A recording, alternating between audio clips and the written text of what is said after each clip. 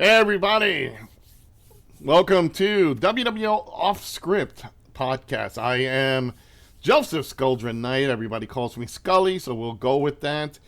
This is a podcast. We're not in kayfabe. I'm not going to be the evil owner. As you could see, we've got two great people with me. You know them well. You should know them well by now. we, we have the man who escaped the asylum. He is Jeremy The Madman. Welcome, Jeremy. Howdy. Yay, how you doing, Skully? I feel like we just saw each other last night. So, and Probably because she did. over to the last panel, represents the network. He is I gotta say it, he's the wrestler with the sexiest hair in the WWO. He does have some beautiful hair, right? Yes, he does. I still like that nickname. Yeah, the man with the sexiest hair in WWO. He is Marvin Dallas, and you can see our hashtag. So if you want to see Jeremy the Madman on Twitch, just go to @Jeremy the Madman. If you want to see Marvin Dallas, just go to youtube.com MMD Network. And I am just do hashtag WWO Live. I am on there, or do Skulldron's Realm, and you'll find all my channels. Welcome, guys. You know what? This is our first little podcast here. This is kind of, as the title represents, we're off script. We'll talk about many different things, the stuff that happened at WWO shows, and stuff that happened last night. We're going to talk about the production, what's going on in our show, everything. Marvin is part of the he's my right-hand man. He's in charge of creative as well. Jeremy is also in creative. And we have, we're just going to talk about the whole process of putting this together. We're going to go. Hey, we got a lot of people coming in. Thank you for being part of this. We do. We have Ellie. I hope I said that right. He says agree on the beautiful hair. So, Marvin, you're going to have to throw that hair forward so everybody can see that sexy hair. You don't pay me enough for that, Skully. Well, I don't pay you at all, so that's what makes this world wonderful. We got We've got. Go ahead. Ellie is known as the Foxy Mod, so she is right here and helps me out on my streams. So thanks, Ellie, for hanging out with us. Beautiful, great to have you part of this. We have the WWO International Champion. He is OSU Phoenix, Gene Jordan. But let me just say this.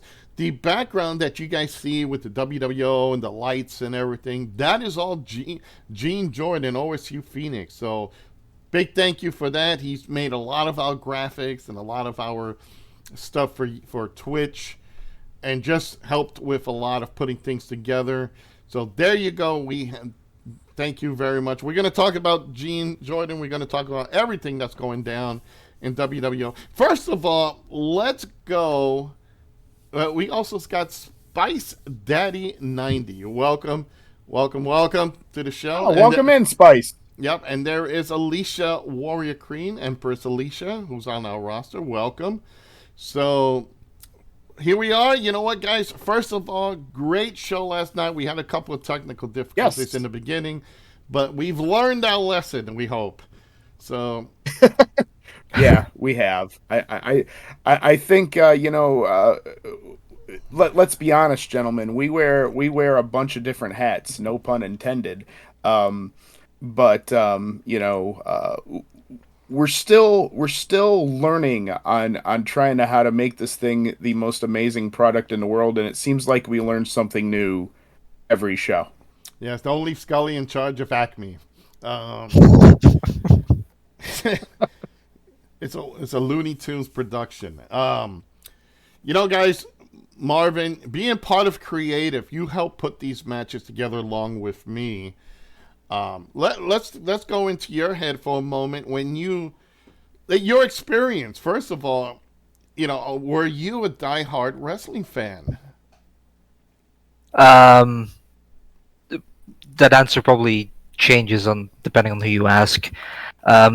Being from the Netherlands, not American, there isn't a whole lot of wrestling that's available to me, so I'm mainly a WWE fan. So, yeah, consider me a hardcore fan or not, but I have been watching for well over a decade at this point, which again isn't as long as some hardcore fans would say. But yeah, I love it. Absolutely love wrestling. And bringing that, and you're also a streamer. You're part of the network. There is our WWO champion King LG on there. Hey, what's going on, LG? He is the king. So you know what? So let's go into the experience factor here. We put this thing together. First of all, it would be a crime not to say this. We all originally came from another promotion. We were from TKWA, Trend Killers Wrestling Association.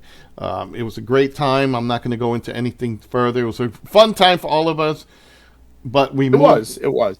And we moved over to WWO. So Marvin, I'm going to still throw this at you. So your experience since being part of this, can you tell us a little bit, what goes through your mind when you sit down and you see all this? Well, obviously things started off really rocky, kind of just thrown into this on a limb. I think it's worth mentioning that when we started this, Skully, we barely knew each other. I think we exchanged like 2 sentences together over the course that we were in TKWA. It was a blind date, folks. It was a blind date. Pretty much, yeah. It was kind of some getting used to, but also went quite smoothly. But yeah, it's been learning. It's been learning the game mechanics in a different way than you would normally when you just play the games. And yeah, just trying your best to come up with creative ways to get the matches done in the story way that we want it to be done. Sometimes things would be just a little bit easier in real life, and the game has its limitations, but that's part of the challenge, part of the fun. Yeah. Go over to Jeremy the Madman here. I'm just going to say Jeremy because we're out of character. That's fine. People can still call me Skully because I kind of adopted that name. How do we join the podcast? Alicia, we put guest spots. This is going to be every Thursday at 9 o'clock Eastern Standard Time. We'll be having guest stars from the WWO locker room, so we will let you know when we're going to be bringing you folks on, and we could talk about your experience in wrestling. So going back to Jeremy, Jeremy, just like Showtime, Shane Black, and myself, you are legitimately in the business. I am. I've been in the business for a little over 18 years now. I was trained in Elyria, Ohio, for a promotion called Mega Championship Wrestling, and had a fantastic time learning the graft and learning the business. I tell you, and Skully, being that you and I are in the business, and I'm sure you can agree with me, sometimes it makes you want to rip your hair out. But I have done referee work. I have wrestled 2 matches in my whole career. And I have also done ring announcing and done a commissioner type role. So I've done, and I've also done audio for wrestling shows. So I've done a little bit of it all, with the exception of actually running a show. Well, that's great. First of all, in our chat room right now is Rich the Redneck. Hey, Rich, how you doing? Rich is another part of our production team, and sometime we're going to have to get all the production team together, because you not only do you have Marvin here, you have Rich the Redneck, and you have King LG, you have the Hellbilly Anthony. So these guys get together. Also, there's the lovely demoness Jocelyn Havoc, my favorite girl. She's in there too. So thank you for dropping by. We go about the business, and Jeremy, it's fun doing this stuff here, because we're coming from 2 different worlds. We're coming from the actual live ring, being at ringside and actually taking the bumps. And now we're in the virtual world, and we're really changing the way people do, like these e-feds. We're not an e-fed. We're a virtual wrestling promotion. So we're taking it in a different direction. You want to go into that? Yeah, sure. So as we've used the term virtual wrestling, I think that's the best term that we can do, because we are literally taking real life promos, as you've seen, us recording stuff and doing that type of thing, and then, of course, because we're from all over the place, the Netherlands, Alaska, Texas, Arizona, all that, PA, it's amazing that we can have this type of thing where we can suspend reality and just bring a show and have an amazing group of people to do it. You have so many wrestling fans that just want to have so much fun. I know Alicia is a huge wrestling fan.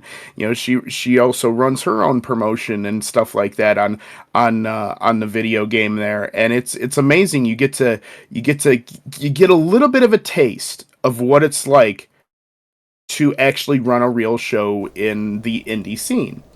And that is exactly it. We when Marvin came up to me about putting this whole thing together, I said, we're going to run this like a real wrestling promotion, because I run a real wrestling, just like Jeremy here, he's part of a wrestling company. I run a real life WWO. So we were going to bring that concept. We're going to change everything. We're going to rip up how everything is done, not AI versus AI. That's great. People like doing that. For us, we want to step up. We want to get out of there. So we wanted to change. So Marvin, you've seen other feds and other e-feds where they do AI. What's your opinion on this? We're doing something very different. Well, from a creator standpoint, I completely understand the AI versus AI concept. It's easy, it's fast, you can just get your streams out. It's fun, you don't have to deal with getting all the promos together. That also goes for people who do play their matches and try to create their own stories. I've done that myself a couple of years ago. But yeah, I love the story aspect of wrestling.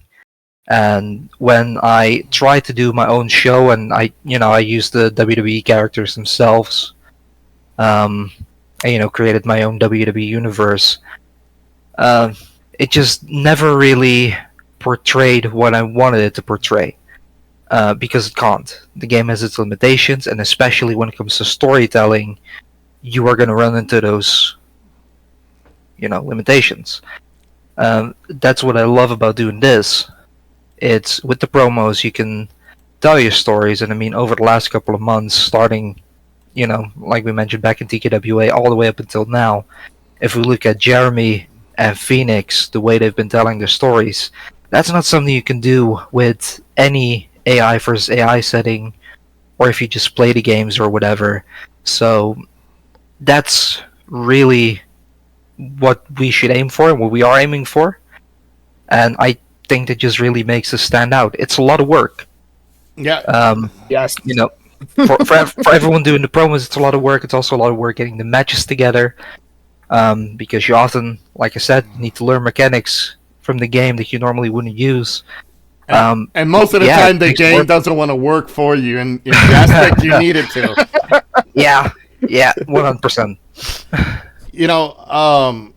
One of the things is, here is OSU Phoenix. He says he don't even watch wrestling, and he's our champion. So go figure. Another thing I noticed here, we're all wearing glasses, so I could just flick this over because I use it for the blue tint, so I can see the screen. But one of the things that me personally, I started in the '90s, and it was by accident, or maybe fate. Call it fate. I was a police officer in New York, and next thing I know is my buddy ran he ran a wrestling convention, John Arezzi, and he needed security. So I got him a couple people. Me growing up in wrestling, my first wrestling match ever, my first wrestling match ever. My uncle took me to Madison Square Garden. I saw Hulk Hogan defeat the Iron Sheik in Madison Square Garden. So I got introduced to Hulkamania, brother. And, ever since then, I got into it. I watched every territory. When I went to that wrestling convention, I met guys that I saw on TV, and I'll never forget it. Hot Stuff Eddie Gilbert. You won't know that name, so maybe some of you will do if you're old school wrestling. He just basically, hey kid, you want to be a wrestler? And I told him, no, I'd rather be a manager. And next thing you know, my life has been swept away in it. So it's been fun. I got to meet a lot of guys. Got to work with a lot of great people. Got to learn the intricacies of not only what you do around ringside, but the TV formats, storylines, creative. So all of that, it's something else. And I think what all of us bring to the table when we put WWO Live, Saturday Night Slam and Stream, or WWO Zone, is we try to put like matches that will make sense and develop a storyline, build a storyline. So, let's go, Jeremy. Last night, I'm gonna put you in the spot here. First of all, you and Gene Jordan, OSU Phoenix, have been putting on since the inception of WWO Virtual. This is WWO Virtual, then it's real WWO. So at WWO Virtual, since we put this thing together, you and Gene have produced some of the most intriguing promos ever and segments. So I'm going to let you go with that. Thank you. Well, I being that I too am a wrestling fan since the 90s, and the Undertaker, seeing the Undertaker for the first time is what got me into professional wrestling. That man scared me, and I was intrigued, and I had to see more. Kind of like history, wrestling also repeats itself. Right, Skully? I mean, we know that to be true. Storylines, right? Gene and I have become amazing friends.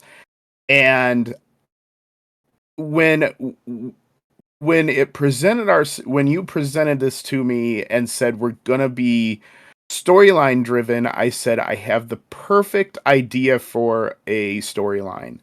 And I may have borrowed one from an old bingo hall. In but Philly. I felt like in Philly, but I felt like this would be a perfect thing. Now for the wrestling fans that watch ECW, it's a nice little nod, and you could go, yeah, I remember that, with Tommy Dreamer and Raven, that was the inspiration. And the great thing is, and I'm going to make Gene blush here, but when you have somebody that understands your vision, and like he said, he did quote in the chat here that he's an entertainer and can learn how to adapt. When you say, okay, this is the end point, this is what we want to do, he has brilliantly been able to feed off of what I give him, and I've been able to feed off of what he gives me, and we have just created this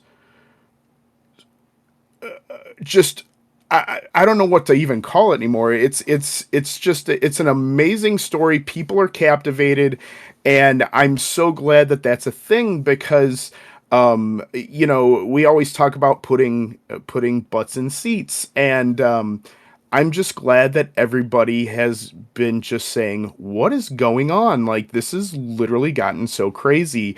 And that's the whole point of the exercise. So I've been very, very humbled and glad that I can work with people that are letting this vision come true.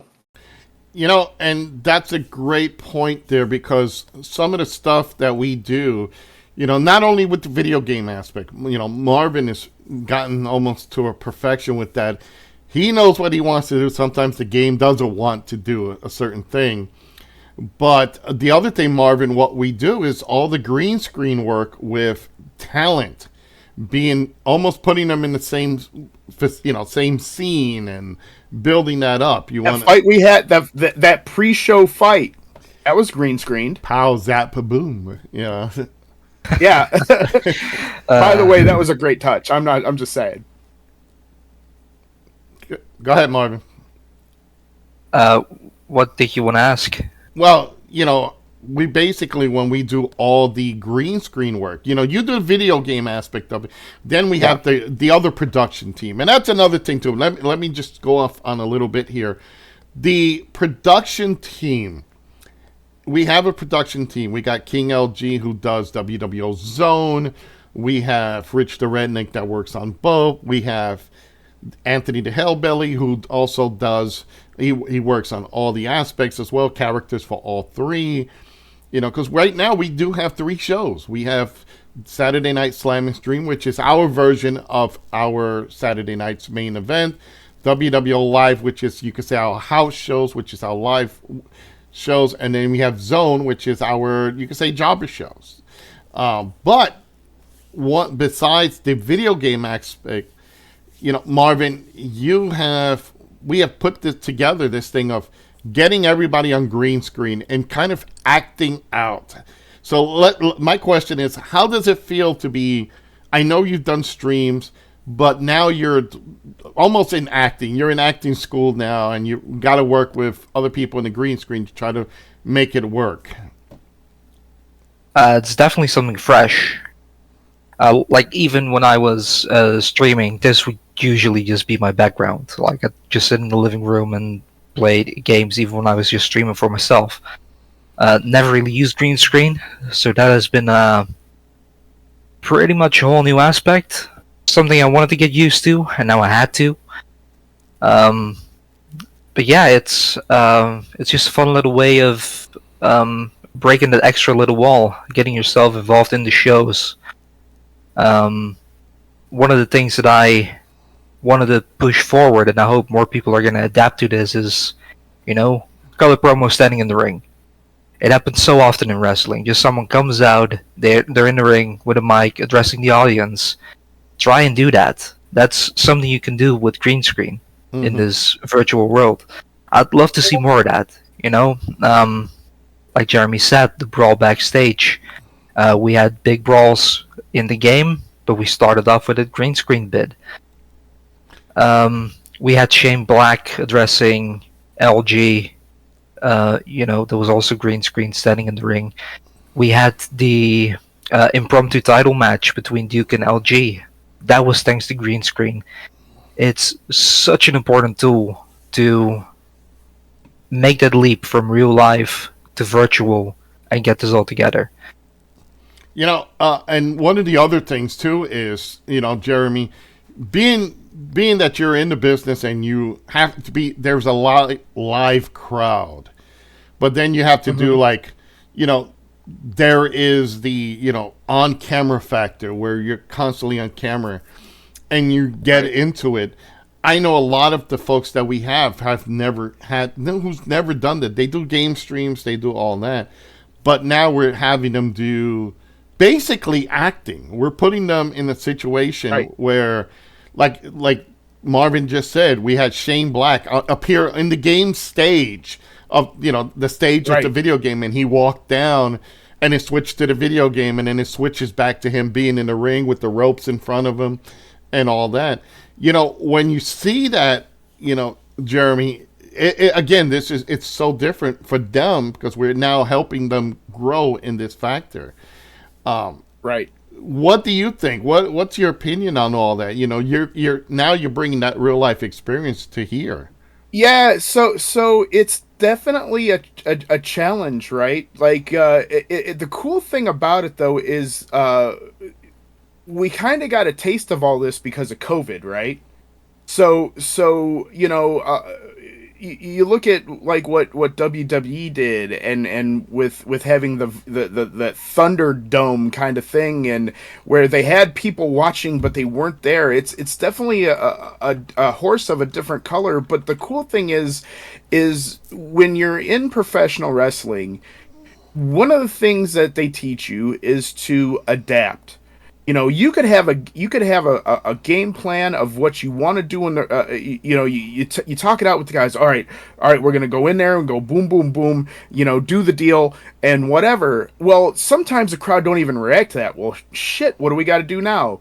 And you got to do stuff on the fly, and I there are a couple of guys, friends of mine, that when they work a match together, they're like, we're not even going to call it. We'll figure it out in the ring. We'll see what the fans warm up to, and we'll see what they don't like. And, because you could be in a crowd I'm just going to use Ohio for an example, okay?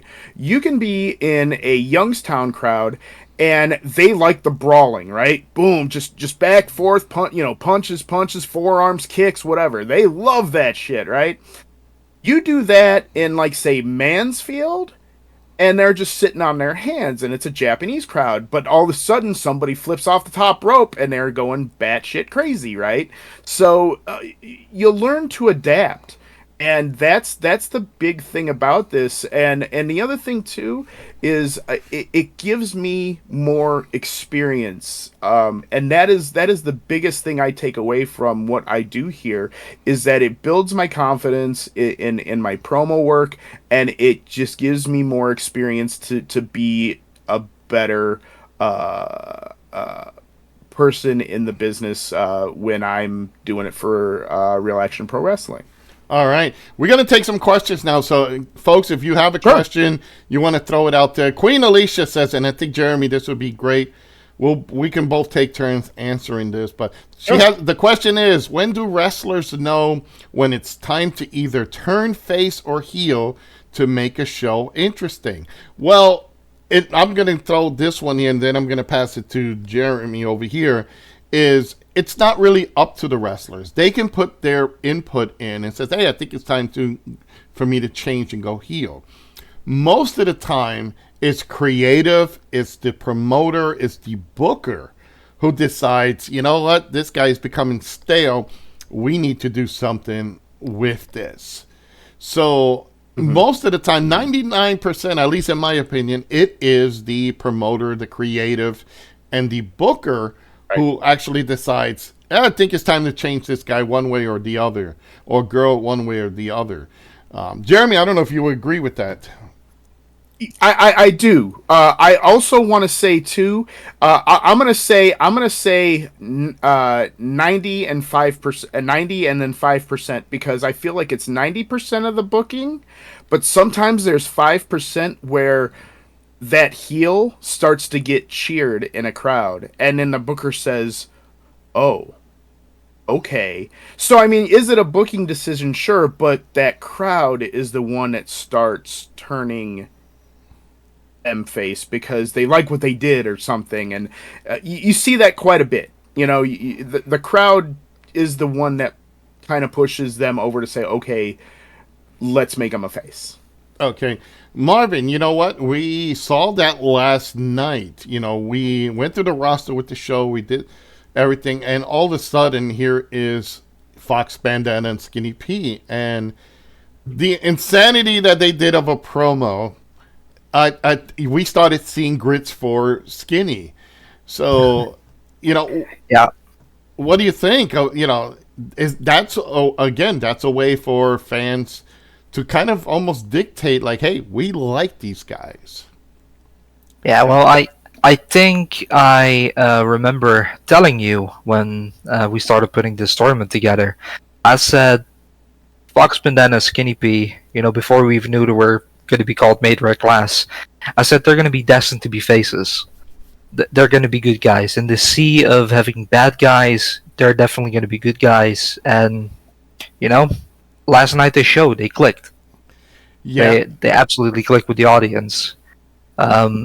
So yeah, it's been amazing. I love seeing the way people reacted the main rec class, especially since I have had the pleasure to do a lot of matches against Fox Bandana. Really like and respect the person behind the character, as well as the character itself. So yeah, it's great to see. And like you said, it's a bit of the fans dictating what they want to see. You know, and when we put a show together, guys, it's we look at the talent. There's people who are already preset in a storyline. Jeremy and Gene, OSU Phoenix, network versus Fox made rare class or anti-network. You have Rich the Redneck. You have King LG and Showtime Shane Black. We already know this is a thing we're going to unveil. We're going to break the little kayfabe wall a little bit, because that's what Off Scripts is about. We're talking about the business. When we're deciding all of this and we explain to the talent, folks, don't take it personally if you lose or you win or this. That's this is different from other companies. We're looking at trying to make the product as best as possible. They do it in every wrestling promotion, AEW, WWE. Jeremy, same thing. On the indie scene, you got promoters who will push a certain person to make sure that they bring enough revenue to the company. So when we do a show, normally I sit with Marvin. I says, okay, we'll just hash out a show. Marvin will put in his part. I will sit down and put it, and then we will talk to the talent involved. The talent doesn't know all the matches. They just know their match. So when they see the show live, they're actually, holy crap, I didn't expect that. So what we do is we actually sit and put everything together. And it takes us, how long does it take us to put a whole show together, Marvin? Like just creative wise. I'm not saying the whole, the recording and editing bit. Just I mean, quite honestly, even for like the last show, we were still debating stuff like a couple of days beforehand. And when we're really talking about a show, putting it up from scratch, we often debate things for hours. And then we'll get together a day or two later and we'll discuss it again for hours. Because there's a lot of thoughts going into every single show. And one of the reasons why we can't really tell everything to the people involved is because a lot of things change as well. Like even some of the plans we had going into future shows based on last night, they're changed. Some things already changed. And that's just how things roll. It's a constant thought process. Yeah. We got a question from Gene Jordan. He says, question, the hardest part of putting the show together? I think that depends on who you ask that. You know what? I'm going to toss that to you, Marvin. The hardest part, in your opinion, putting the show together? Any match that has any sort of shenanigans. So if we're going to take last night's show as an example, Shane Black versus LG, that was recording 2 separate matches, and that was also recording 2 extra little segment videos. And if I had more time and didn't injure my arm a couple of weeks ago, I probably would have had to record more to make it flow a little bit better. Because there was improvement in that match. I know that.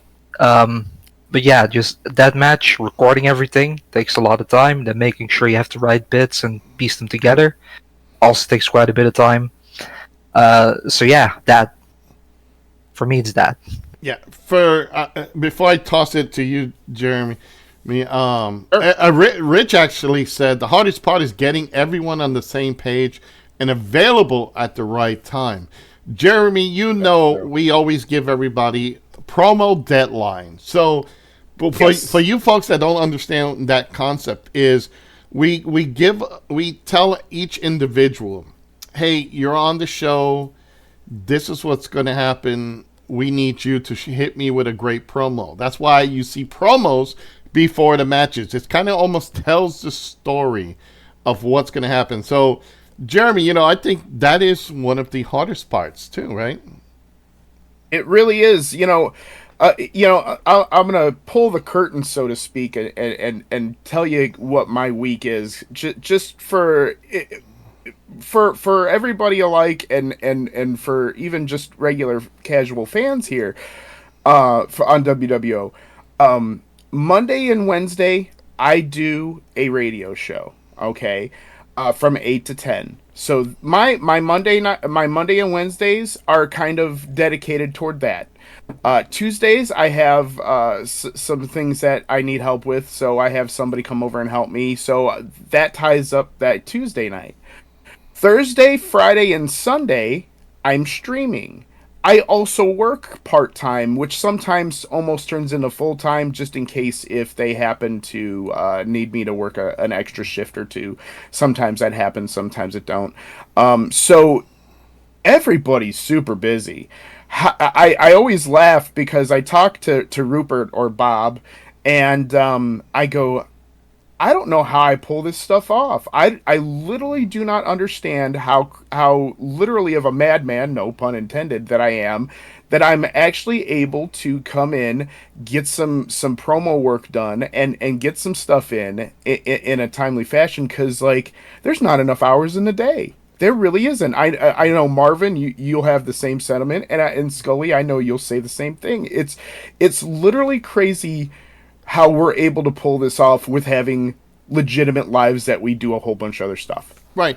And just Rich the Redneck, things happen in real life, new jobs, you get sick. Sometimes there's the computer issues, the tech issues. So we understand that, so that's why sometimes you'll see, like, if there's one opponent has a promo and the other one doesn't. Usually it's either they couldn't make it on time, and then we usually give an extra deadline. But it happens. It's not we don't try to enforce it, but we do ask everybody. So for me, when it comes to the hardest part of putting the show together, it is, I think it's the other things that we just said, but it actually is looking at the talent and picking the right ones for a show. Because in professional wrestling, in any entertainment, you got to go. I like to say wrestling is like when you watch a TV format. This is how I was trained. When you do a TV format and you're watching WWE or AEW on TV, they kind of have what's called a wave effect. You start off hot.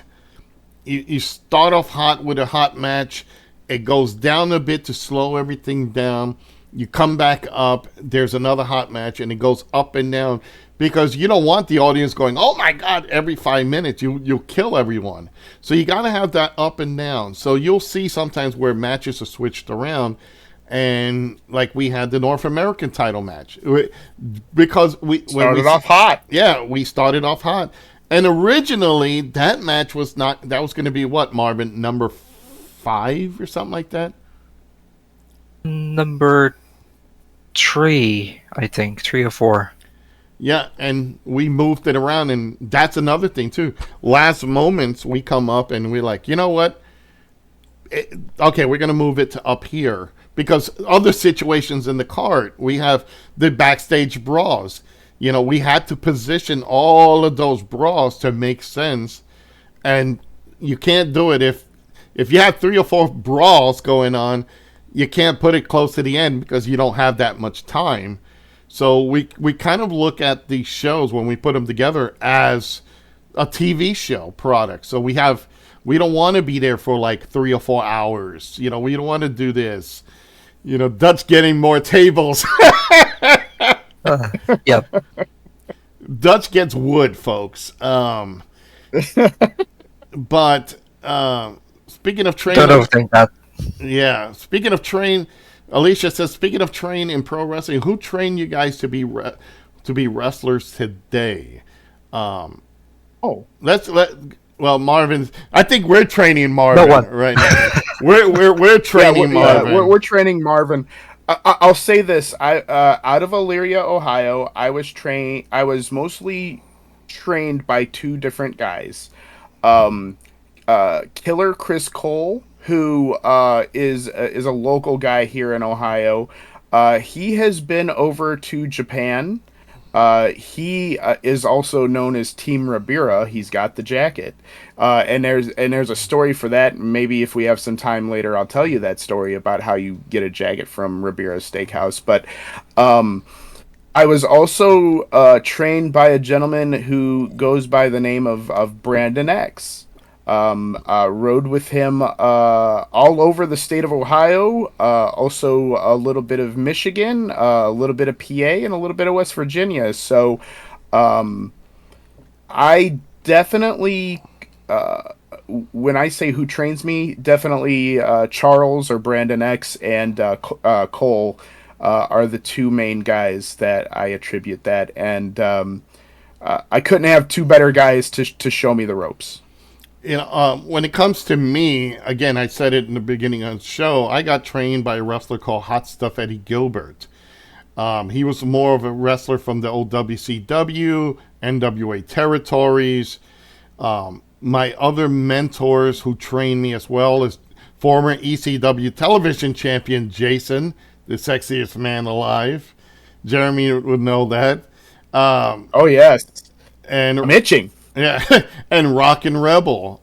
So those guys I was fresh in the business. Those guys were really awesome. They took me under their wing and we taught me the business really well.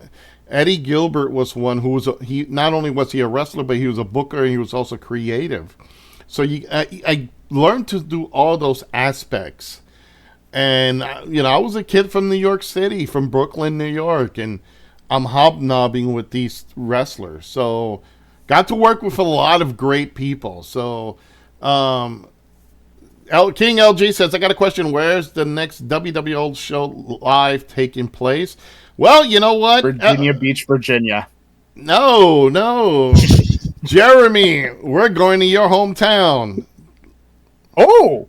Hit him with the hometown. What is the hometown? Let me write that down. My actual hometown is Cleveland, Ohio.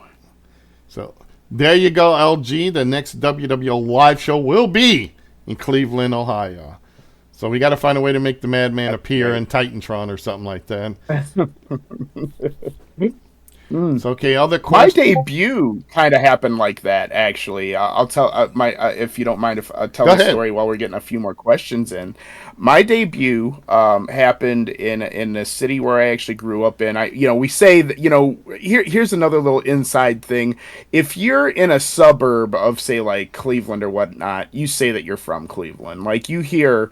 You hear Alexa Bliss say she's from Columbus because and she grew up a little bit outside of Columbus. So, we were when I debuted, I actually got kicked in the groin, and that was my debut. So it was a very unique experience, and being able to do that in the city that I grew up in most of my life in North Ridgeville was one of the most awesome things I've ever had done. That was definitely great. It was enjoyable. Well, that is awesome. You know what? We're gonna, while we wait for more questions to pop up here, we're gonna take a little pull back more of the curtain for WWO. Our virtual shows. Marvin, one of the things that we've always, I think, when we put the matches together, Marvin, and I got to give him credit, everybody, you got to give Marvin credit. You normally will put 2 or 3 matches. He will chop them up to make one match story. So you want to talk about that? Just, you could take any match, and usually we will say, okay, this is the instructions that I usually would give Marvin. Okay, I see this. These guys are fighting the ring. I see this wrestler coming down. Okay, King LG's fighting. Let's say fighting the original G, Mr. G. He's fighting in the ring, and all of a sudden, I want Shane to come out. He's going to attack LG. LG's going to run and leave the ring and run back. So now picture what I just said in a quick paragraph. Marvin has to translate that. So we have King LG facing Mr. G. Shane Black needs to attack LG during the match. Mm-hmm. right? And LG rolls out and runs away. So Okay, so um, this one is not too difficult. Do you want to end on like a countdown with LG running away, or do you actually want to finish to the match? we whichever whichever you think. Let's say a count out. We'll just go to the count out. So just let everybody know how you put it all together. Well, that one's actually quite easy. Now, of course, in LG we have the world champion. So while LG's gimmick, and I don't mean to offend you, David, it's really just about your character. You're a bit of a coward. So starting off, we're gonna have Mr. G. He's gonna come out strong straight out of the gate. LG is gonna try his best to use underhanded tactics to get back into the match. This is all just quite basic. Now, what you're mentioning with the rollout, there is actually one of the cutscenes that you can use in the creation suite to have someone attack with the other person retreating. So this one actually wouldn't be too difficult, because that can literally just be your ending. At one point, I would have LG try to find a comeback to finally get back into the fray with his dad. And as we're starting to have a back and forth brawl in the middle of the ring, we're going to cut to the cutscene, which is going to have to be recorded with a separate audio file, because you can't record audio in the creation suite with the videos. In that video, we're going to add LG, Mr. G, Shane in the correct positions, in the correct arena.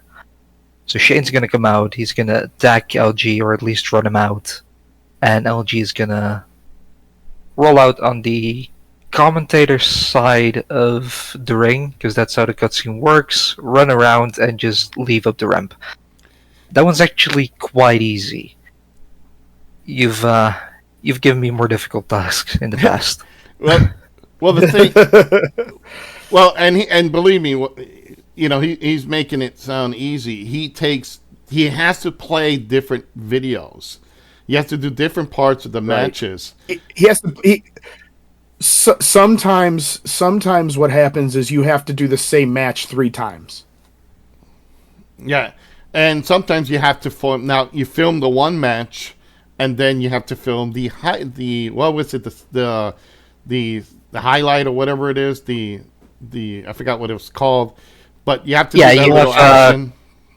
You have create a video mode, which allows you to create a cutscene. Which, if by any chance someone from 2K is listening, please make it an actual useful mode where you can save and play videos, because right now, whatever this is, it's kind of crap. But you have the cutscenes that basically play in the top left of like this little in-game video editor. You can basically, what I do is in OBS, I now crop the entire screen so it just shows that top left corner.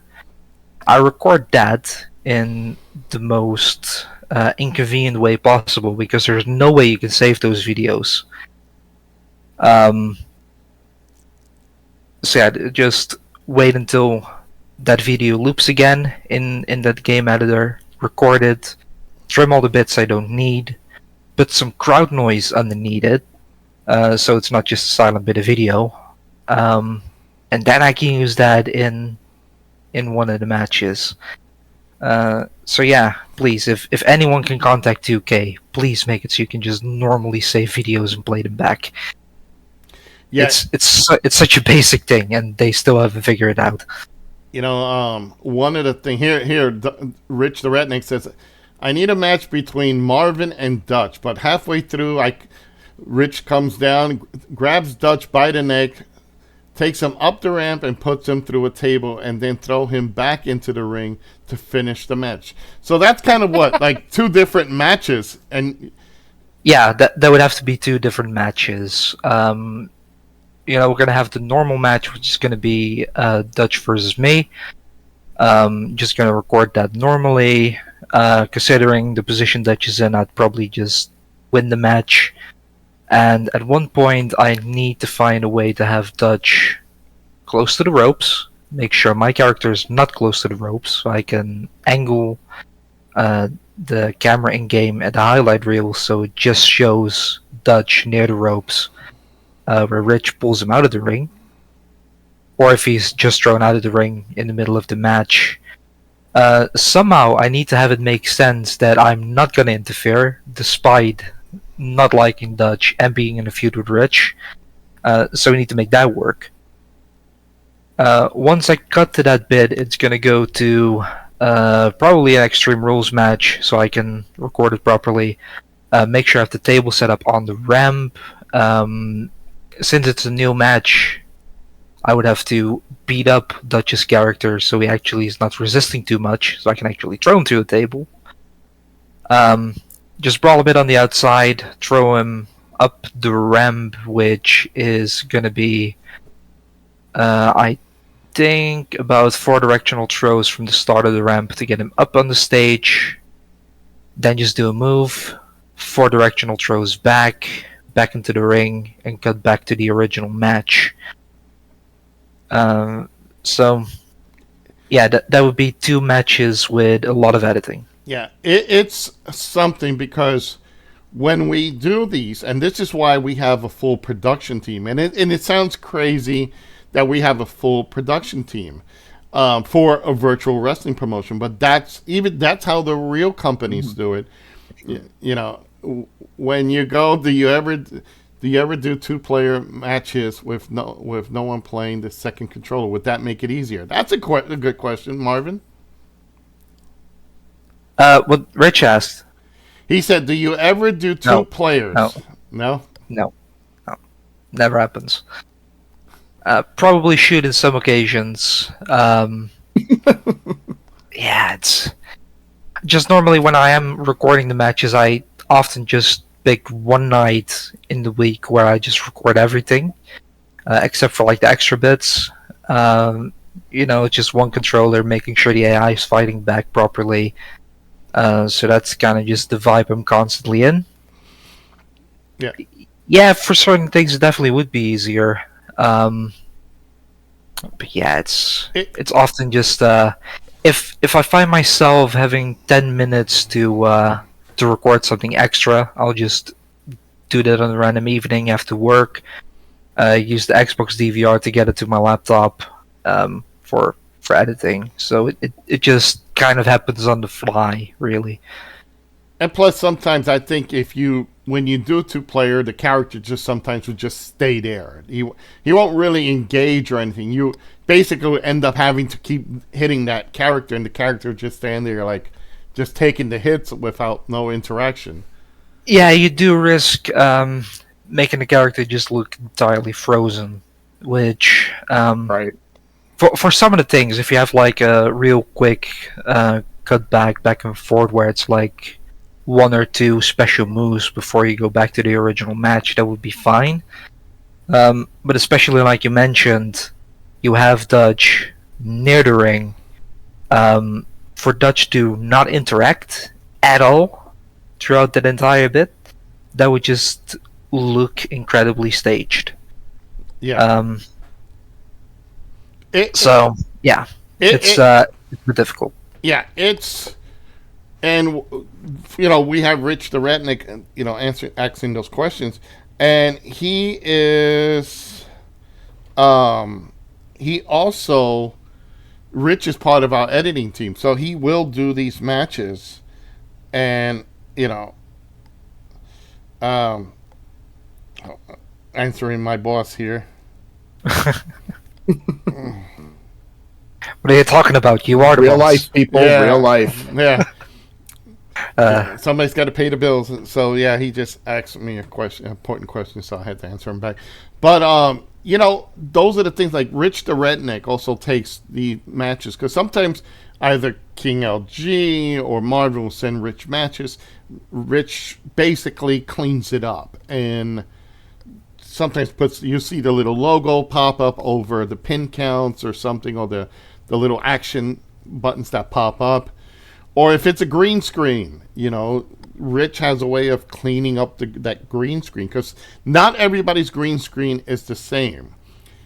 We have guys who have maybe a paler green, so with their lighting it makes it different. For mine, it's a little bit darker green. So it really is. He has to clean it up and then put it together. I'm a pro button You truly are. cover upper. You truly are.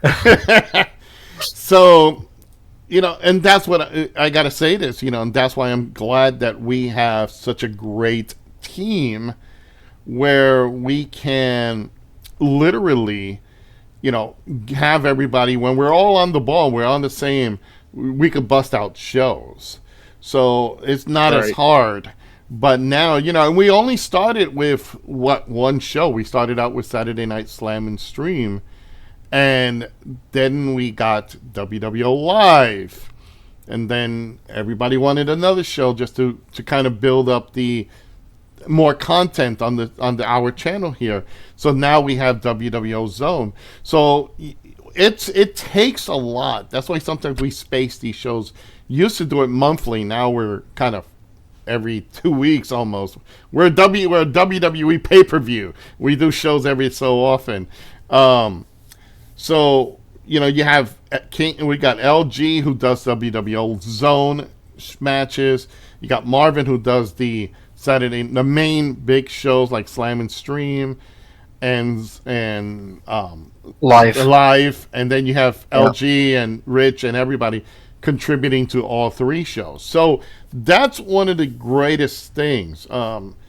Here we got an opinion here. Talent and character during the show chatting with viewers. Good for the show or bad for the show? So the question is, that's his opinion on that. But the question is, what do we think when we're like, here we are, we got Jeremy the Madman battling OSU Phoenix in the ring, and all of a sudden their chat pops up that OSU Phoenix and Jeremy are chatting on the box.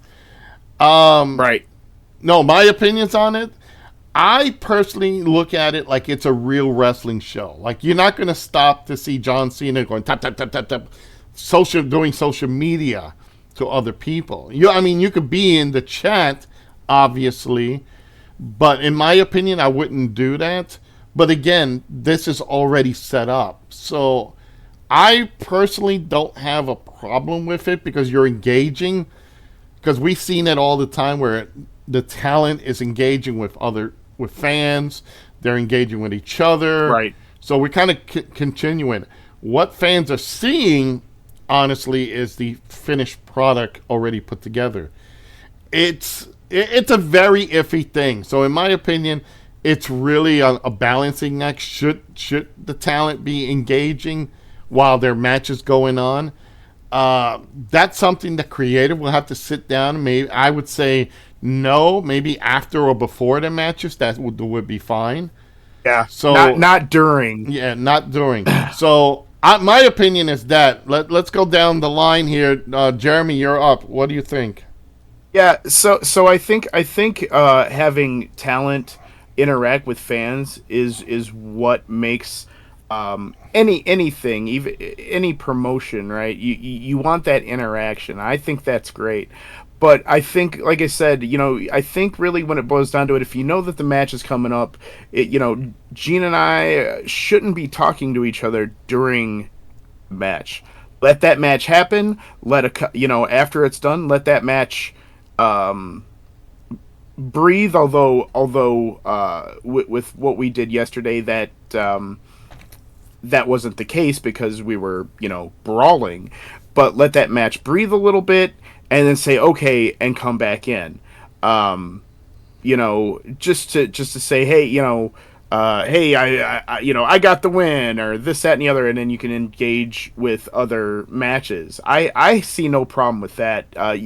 Again, you kind of want to keep that that little bit of realism when it comes to that kind of thing. So yeah, I think during the match, if it's your match, stay back, and then. When it's not, okay. Yeah, that's a great thing. And Marvin, before you put in your opinion on that, that's something we're all going to have to grab all the talent, and it's hard to. We have to probably put this up on text on the Discord for backstage for the talent so they can see that. So we can agree that if your match is on or your promo is on, please don't chat. wait till after or way before, and it will really make it more interactive. So that's a good thing, Gene. Marvin, what do you think? What's your opinion on that? I'm completely aligned with Jeremy on this. Like, if it's your match, you shouldn't interact. Now, as far as not interacting the entire show, because this is a wrestling show, and normally you don't interact with the fans during the show, like not directly. It's also still a live stream, and it's also still online content. So there's a balance between that. So yeah, I would indeed say during your match, you're in your match, so you're not in chat. Outside of that, during the live streams, yeah, fair.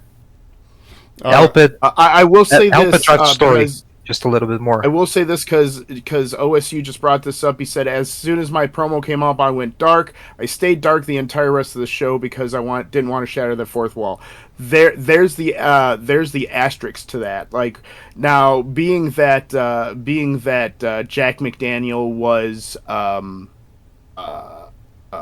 commentating, there was because it's hard for us as we're doing live commentary to sit there and actually type in chat. But there's been a couple of times where I've glanced over and made a quick thing. But as for that, I pretty much don't do that either because I want to keep that kayfabe going. That story. Yeah. Right. The kayfabe, really. Yeah. Yeah. Go ahead. Finish, Jeremy. No, I was just gonna say, yeah, that's a great point, Gene. I'm glad you brought that up. Yeah, I agree. That's something we are definitely going to enforce now on the show to make it more believable. Even during my time, that's why if you see our table commentary, we have the little monitors that look like real monitors. We put it there, or I should say, I put it there. So I can go look down on the monitor, and when I'm doing this, I'm actually reading the comments, the chat that's coming up, so I can get an idea what's going on. So there are times I don't even do it because I'm so in character that I can't pay attention to that. It's tough sometimes, especially when you're trying to tell more of the story. Yeah, and that's why we look to have moderators. So whoever's not in the show or not in the match, they moderate the channel. They keep an eye on the channel. They're the ones that's supposed to be engaging. That's why we have streamer bots for it, because as you see, it'll pop up and say, "Missed the previous WWO event. Catch it up and go to our channel." So.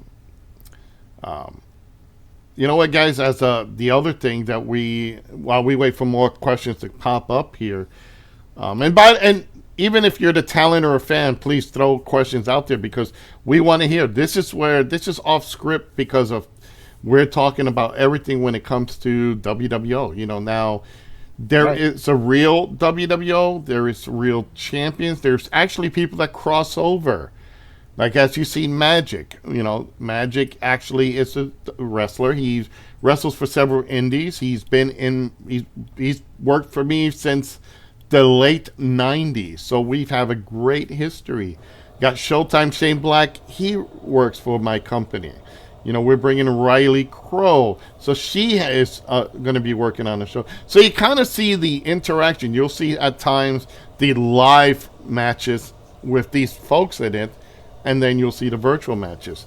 Gene says, shows have been going well so far, but what do you believe is the biggest focus for improvement? Getting everybody's promos. I think.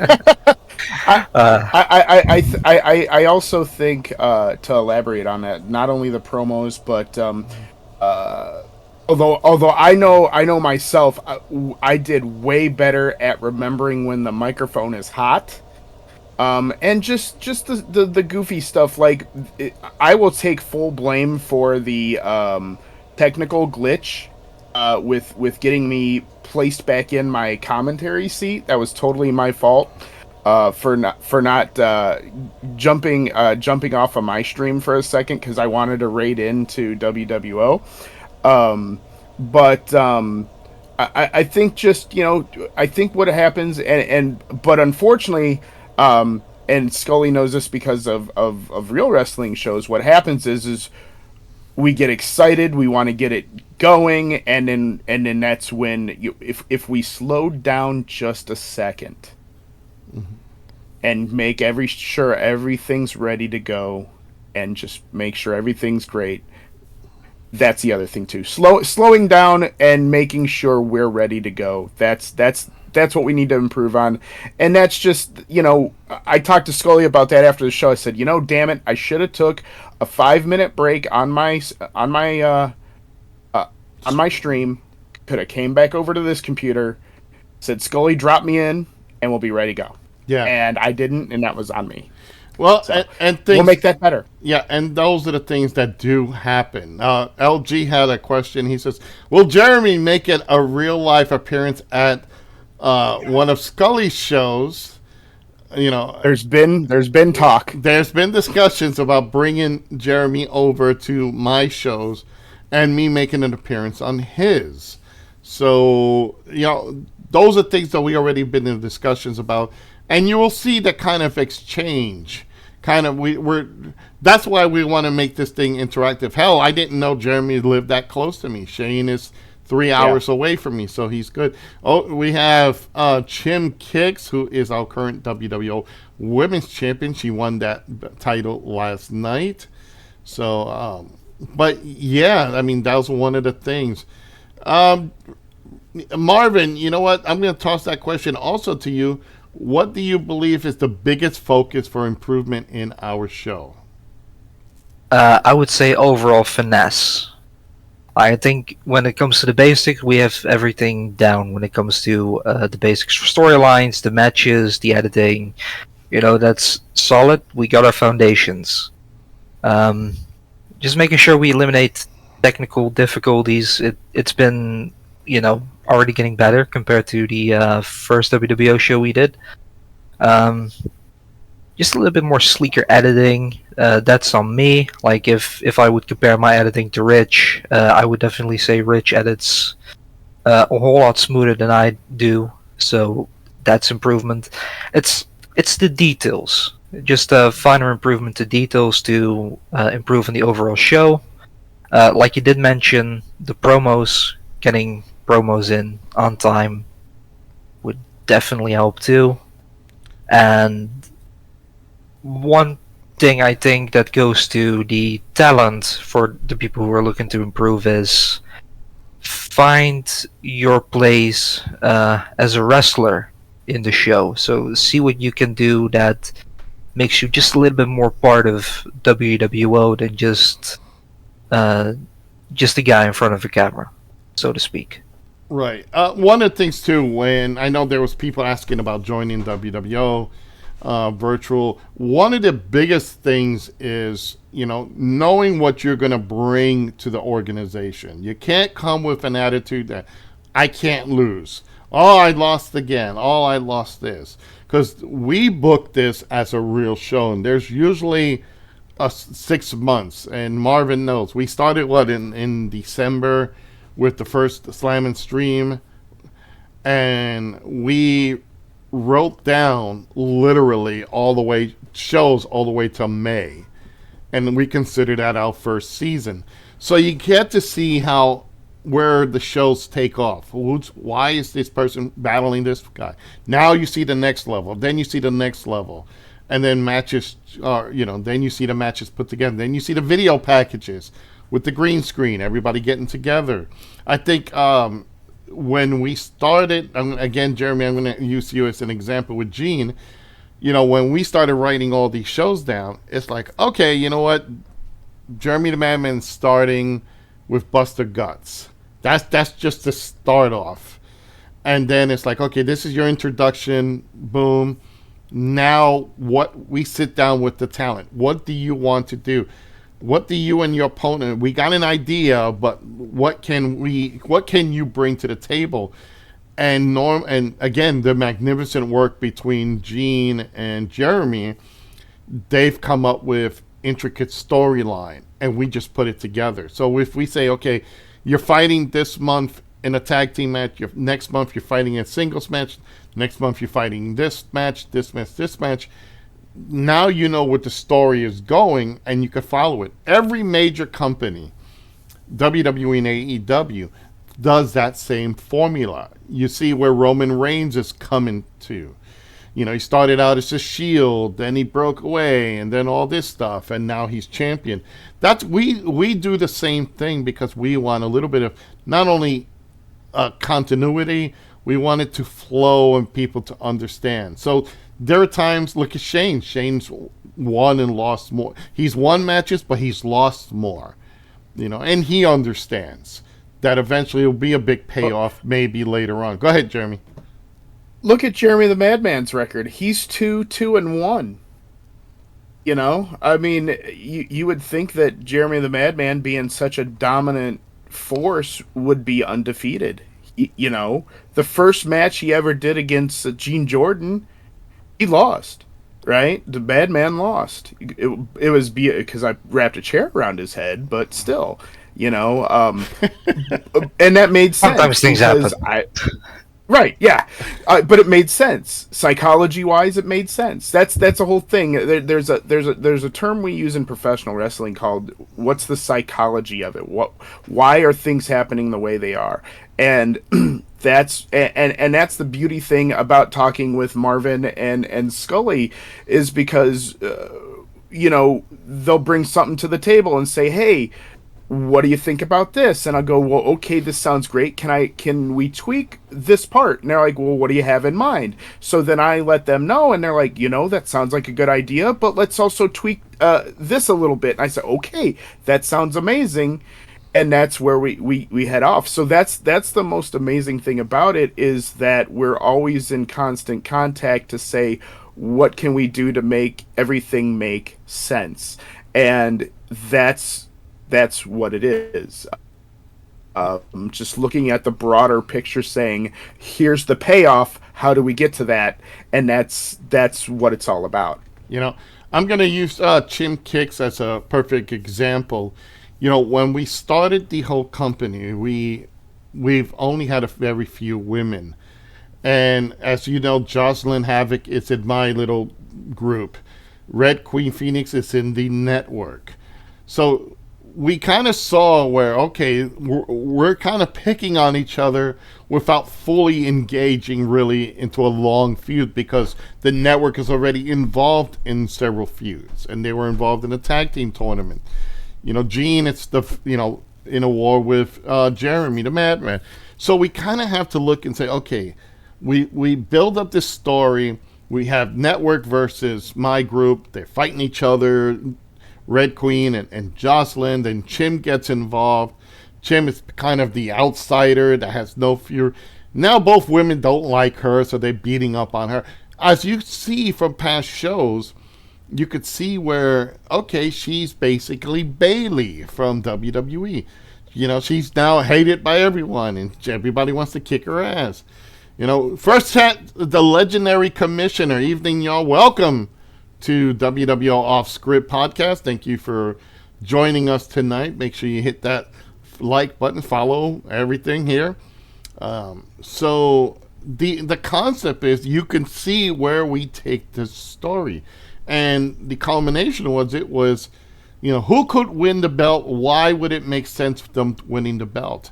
And we draft that up, and we would go into debates. You know, we would talk. Marvin and I have talked sometimes till it's almost 5 o'clock. And remember, he's in a totally different time zone. So he's like 5 o'clock in the morning. I'm like still, you sissy, I'm only 8 o'clock at night, so don't worry about it. You know? You know.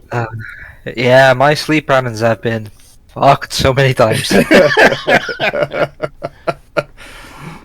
There's been many times I'm like, "Hey Marvin, how you doing?" He's like, "It's literally 6 a.m. I'm trying to get to bed." Oh man, I'm sorry. Yeah. And but we would talk about it, right, Marvin? Absolutely. Yeah. So we put this stuff together, and you know, we basically build this up, and we try to get everybody to understand This is where you're going. There's a bigger picture. There's no I in WWO. There is we. We are putting this show together. We're making this work. We are bringing people an entertainment product. We're trying to bring it as close to real wrestling as we can possibly do with using a video game format. The game gets a little bit better with graphics, so that's more beautiful. The mechanics get a lot better. So at times, you almost forget you're watching a video game when you watch our product. Speaking about games, Marvin, we're going to be transitioning to WWE 2K24. Yes. Is there anything you'd like to know in particular? Yes, how much hell is it going to be putting these shows together now? I mean, once everything is said and we have all the characters, arenas, and titles, it's actually going to be probably a whole lot smoother, because there are a couple of mechanics that are going to work really well. When it comes to the shenanigans and like the creative video extra bits, that's going to be the same level of hell, so nothing changed there. But when it comes to the matches, there are definitely a couple of mechanics that I'm very happy with. Yeah. Like one of the things you'll notice, especially in the tag title tournament, if you want to have a competitive tag title match, and I'm sure LG, if he's still in the chat, he can attest to that. Those matches tend to be very long, simply because you constantly have an AI character entering the ring, breaking a pinfall, submissions. It just goes on and on and on. And that's one little thing, Jeremy, you mentioned yesterday after the show. You really loved the match. Yeah, I do love long title matches, but considering it's an online format, you'll notice that it's a different audience with a different attention span. And if we upload these matches to YouTube, no one's gonna watch a 20-minute title match with people they barely know. That's just a fact of things. So I do want to make sure those matches are shortened. There's one very neat mechanic in tag matches that blocks characters from entering the ring once they've already done so. So they can only break a pinfall once, and then they need to be tagged in first before they can start interfering in the match again as the illegal partner. Nice. That's such a great tool. It's honestly, it's amazing. I think it's mainly done because there's a lot of complaints in the My Faction mode where you have 4-on-4 matches. I have played My Faction in the last couple of games. Sometimes a match could easily last up to an hour if the AI was being particularly annoying. So yeah, there's finally a mechanic that deletes that, and it's also very helpful for our tech matches. So that's something I'm very happy with. Another thing that's really cool is they've increased the amount of finishers and signatures you have up to 5 per person. It's usually 2. Oh, that's old school. They used to do that in like WWE 12 or something. Yeah. Oh, no, and 13. No, way older. No, it's been 2 for. Oh, is it older than that? Yeah, it probably okay. SmackDown. Shut your SmackDown mouth, I versus think. Raw. Oh yeah. Oh No, yeah. Yeah. SmackDown vs. Raw has been 2 as well. But yeah, you have 5 finishers. I don't really intend on using 5 finishers with people, but there is a way of using different variations, and I'd love to bring up Orton as a perfect example. He has the RKO, it is the taunt. He does it out of nowhere. He does a super RKO off the top rope. But one thing Orton also has as a finisher is the punt kick, which he doesn't use often, but when he does it, it wins matches. And that also ties into one of the new mechanics, which is called the super finisher. For the super finisher, you need to have 3 finishers stored. You can do the super finisher. It cancels out the resiliency trade, as well as the glass jaw trade that is new to the game. Kicking out of those things are almost impossible. So it takes a lot of work to actually get to that point, but it's also almost guaranteed match ender. So, yeah, I love to implement those things into the game and into our shows as That'd be well. awesome. Well, that's we got a question from Chim Kick. Someone bring more women in. Well, we're currently looking for Working on it. Yeah, we're looking for more talent. We're looking for people who want to join WWO. The requirements, now that we bring this up, the requirements to be part of WWO is you got to have a green screen, at least something that, or a clear background that we can work with.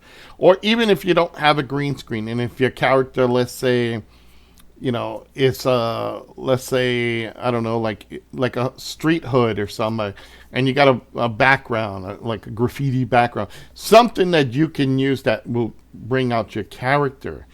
A lot of the talent here, like Chim Kick, she has an outfit. You see Fox and Skinny P with their outfits.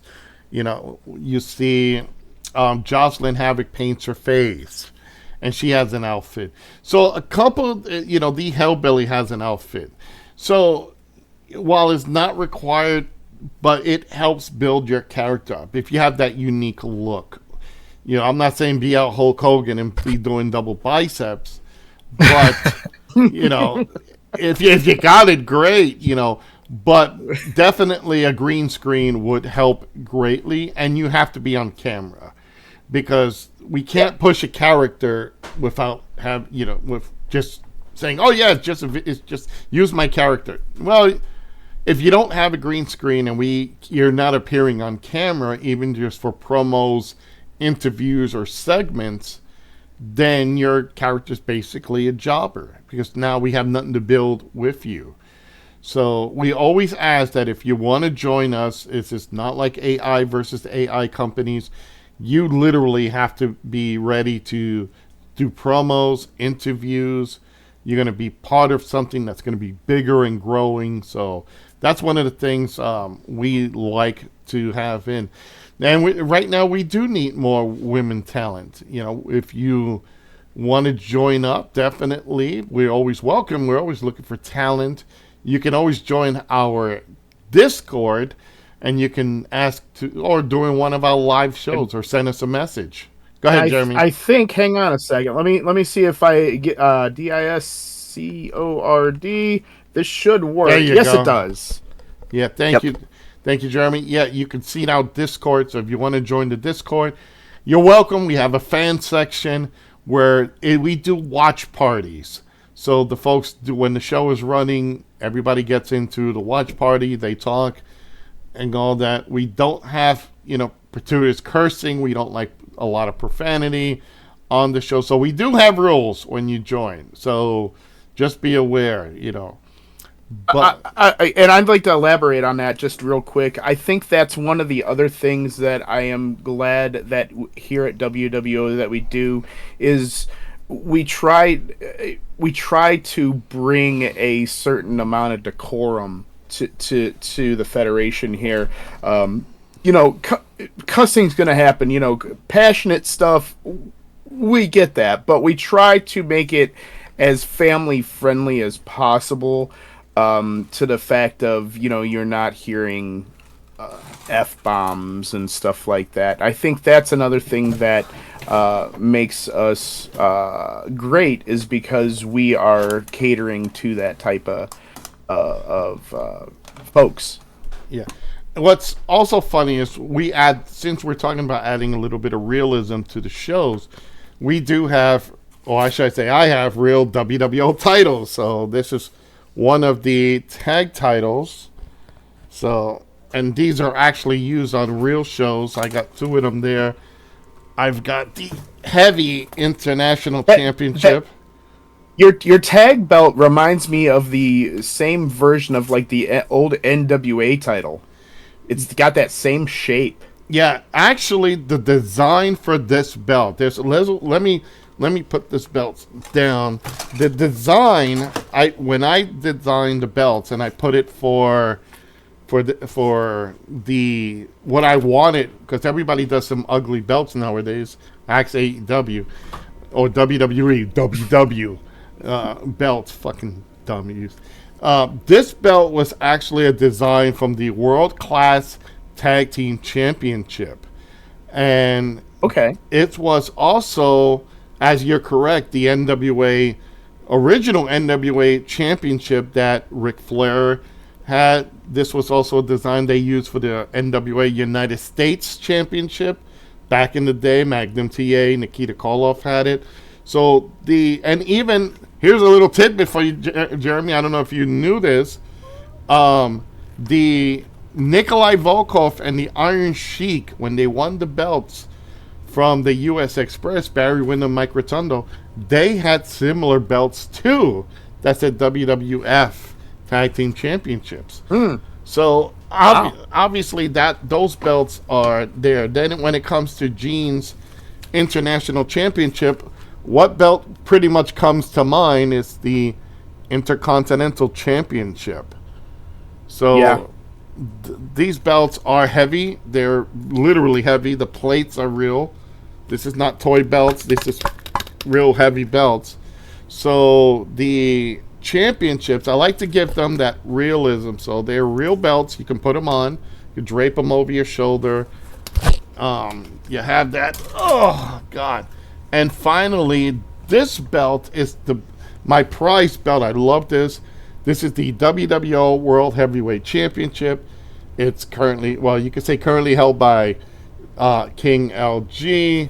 And if you don't know the design for these belts, this is, Jeremy, the original Andre the Giant WrestleMania 3 belt. Yes, okay.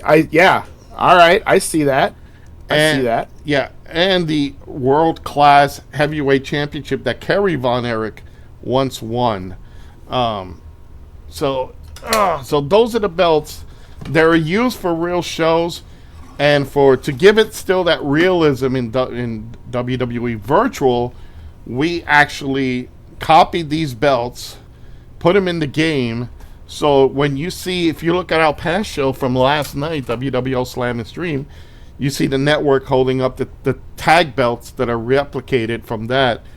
And Gene Jordan has his version of the International Championship, which is the same.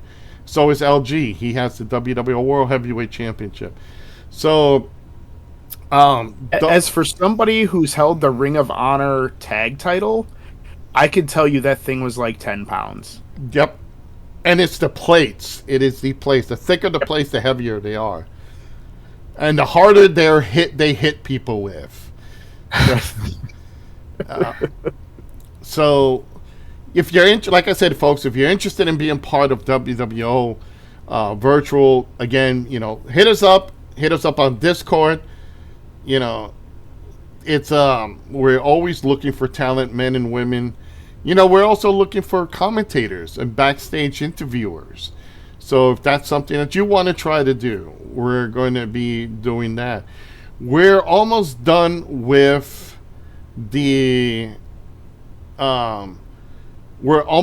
season 1. And why we call it season 1, because we've planned all the shows up to this particular show in May. So for reasons, we can't give you all what's going to happen, but it's going to be action-packed all the way down to May. And then once May is done, me and Marvin go back to the drawing board and we start sitting down and write 6 more months of shows. So, yep. And, one of the things I like to say for everybody watching, all the talent that is involved in WWO have contributed a lot. They've contributed ideas. They contributed to creative. They've done so much, like when it comes to creating characters for our group. Like everybody has their characters. The guys sit down and start designing the actual workers. So if you see Jeremy the Madman, he's Jeremy the Madman in the game. That's exactly how he looks. Marvin Dallas, the same thing. My character, same way. So you see, we really try to take it as a delicate thing so we can match up a person. So if they appear on camera, if Chim Kicks is in her gi, she's in her, you could say, ninja outfit. If our character has the ninja outfit, then we're gonna try to replicate that in the real world. So she's gonna wear a ninja suit. Then we got to translate that back down to her character, make sure it matches. So for more realism purposes. So, guys, we got like 30 more minutes, and then we're gonna call this here because it's. I want to give a perfect example of how having the characters look exactly the same as the real life version. We have the anonymous video, which is the last video on the YouTube channel. At the end of that video, we have a bit of a brawl between Mr. G and LG, and the way it just transitions from the in-game barking lot brawl to LG and Mr. G.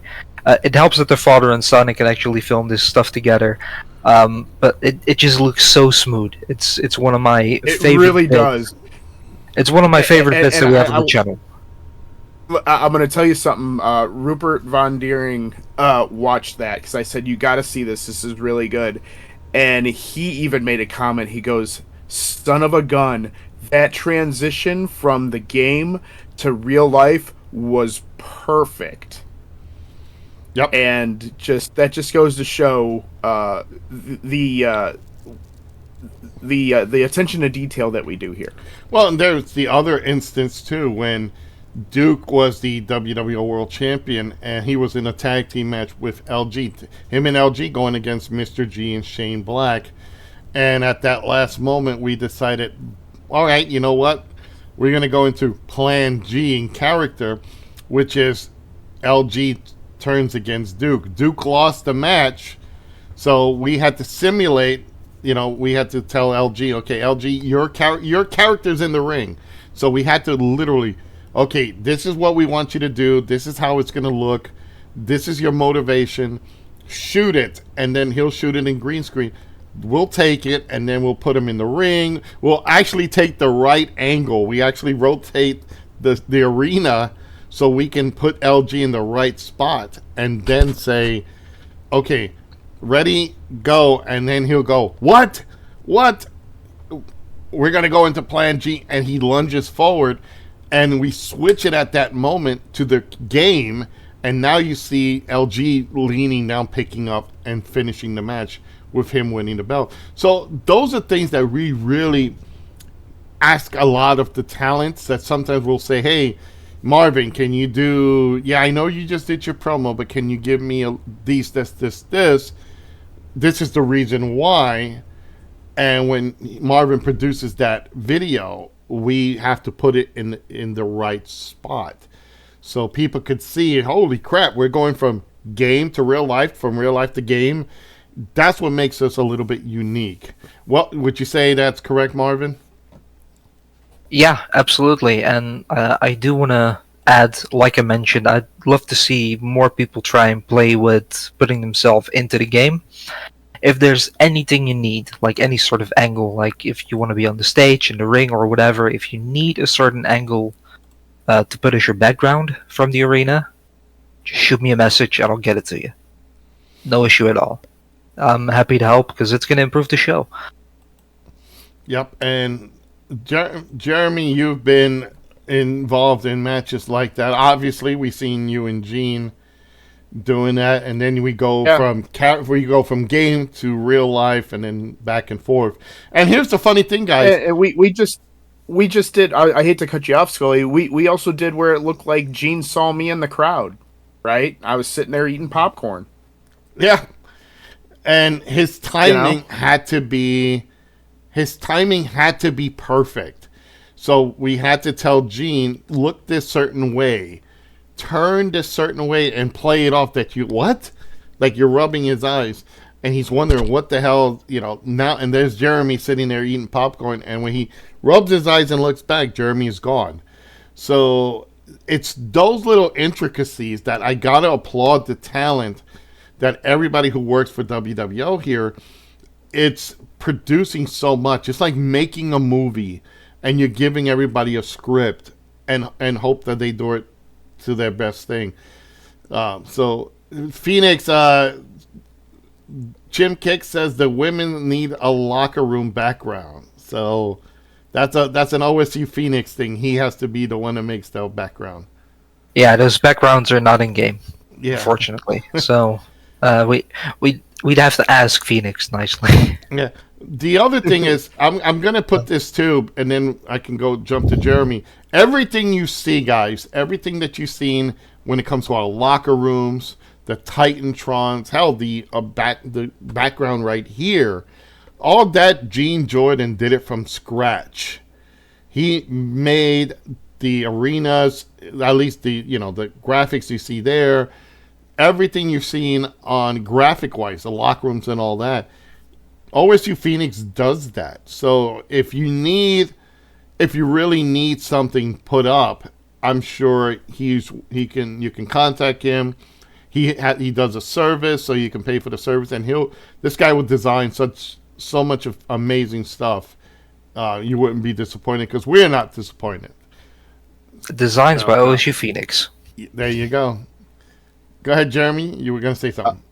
Yeah, I will say this. He actually has designed this logo right here, and I'm so proud of this. There he goes with the hat again. Gene does such an amazing job with graphics. So glad to have him be able to do things like this and make it so special.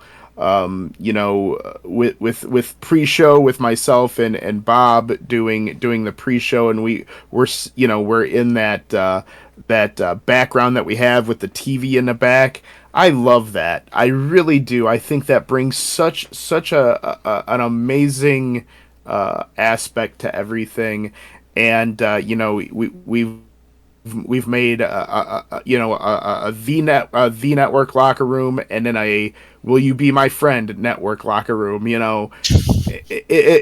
all just comes down to him. He is an amazing gentleman, and does amazing things with graphics. Yeah, absolutely. And we appreciate everybody who's been part of not only who's in the locker room, coming in, doing promos and all that.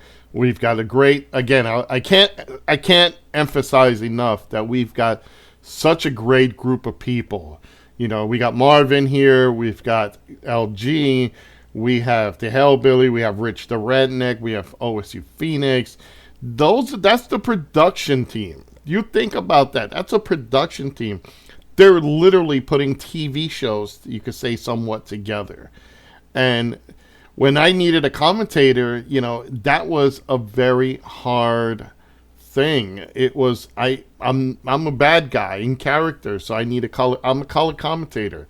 I needed someone who can carry the match, and I asked Jeremy here, and I'm like, Jeremy, can you come up with a character to be by my side and do little intricacies? The hat gimmick. It's a running gag with us, so.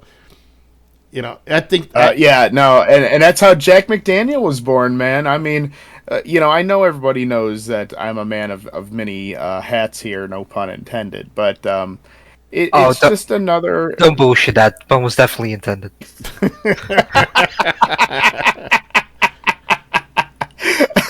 But no, that's the beauty thing about it, is that we have so many people that can just come in and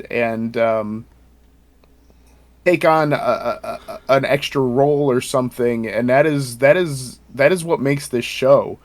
I love it. I will say this. From somebody that was asked to do this, OSU Phoenix literally said, "Hey, I have somebody I want you to meet," and I met them and said, "Hey, this is what we do." I said, "Sure, why not?" And I have been on one wild ride with this, and it has truly been an amazing time, and I can't thank everybody enough for being a part of it. What's really funny, when we sit down and once we're done, once we're done putting the show together, once we know where everything gets slipped in. Like, okay, match 1, match 2, interview, promo, whatever. Once all of it done and we hit that stream button and we go live, we pray things go well, but even if it doesn't and we fix around it, we do little walkarounds on it. Once we're into it and you're seeing, like me and Jeremy doing the commentary, and you see promos from everybody, and then you see the match, that entire show product makes me, personally, this is me, when I see that whole show, it's done, and we're actually going through it, we're doing our comments, we're watching the action, that gives me such a high, because not high like the made world class, apparently, but high that you can, damn, this looks so damn good. Could it be better? Yes. But the thing is, when we look at the product, like the show last night, for example, we started bumpy, but then we got into it. It's, once you see that finished product and you're sitting there and you're seeing all the fans and all the talent popping on, and like they're excited and they're seeing this, all that hard work that they did, all the hard work we did, all the planning, the pre-planning, the editing, the matches, all that makes it worthwhile. And that's me personally. So again, thank you everybody for that. Marvin, I know, how do you feel, once you got all these matches done, you all edited, all the hiccups and glitches that the game does to you? Because there are times I've seen the game, like the character glitches on the rope and his arm is like literally almost broken. Once it's done, I bet it must make you happy when you see the finished product. The first thing I often feel is relieved. But yeah, it's I'm not gonna lie. But yeah, I do think that definitely with the main shows, with every show, it's been getting better and better, and it's an upward trajectory. I just intend on making next live better than the last Saturday Night Slam and stream.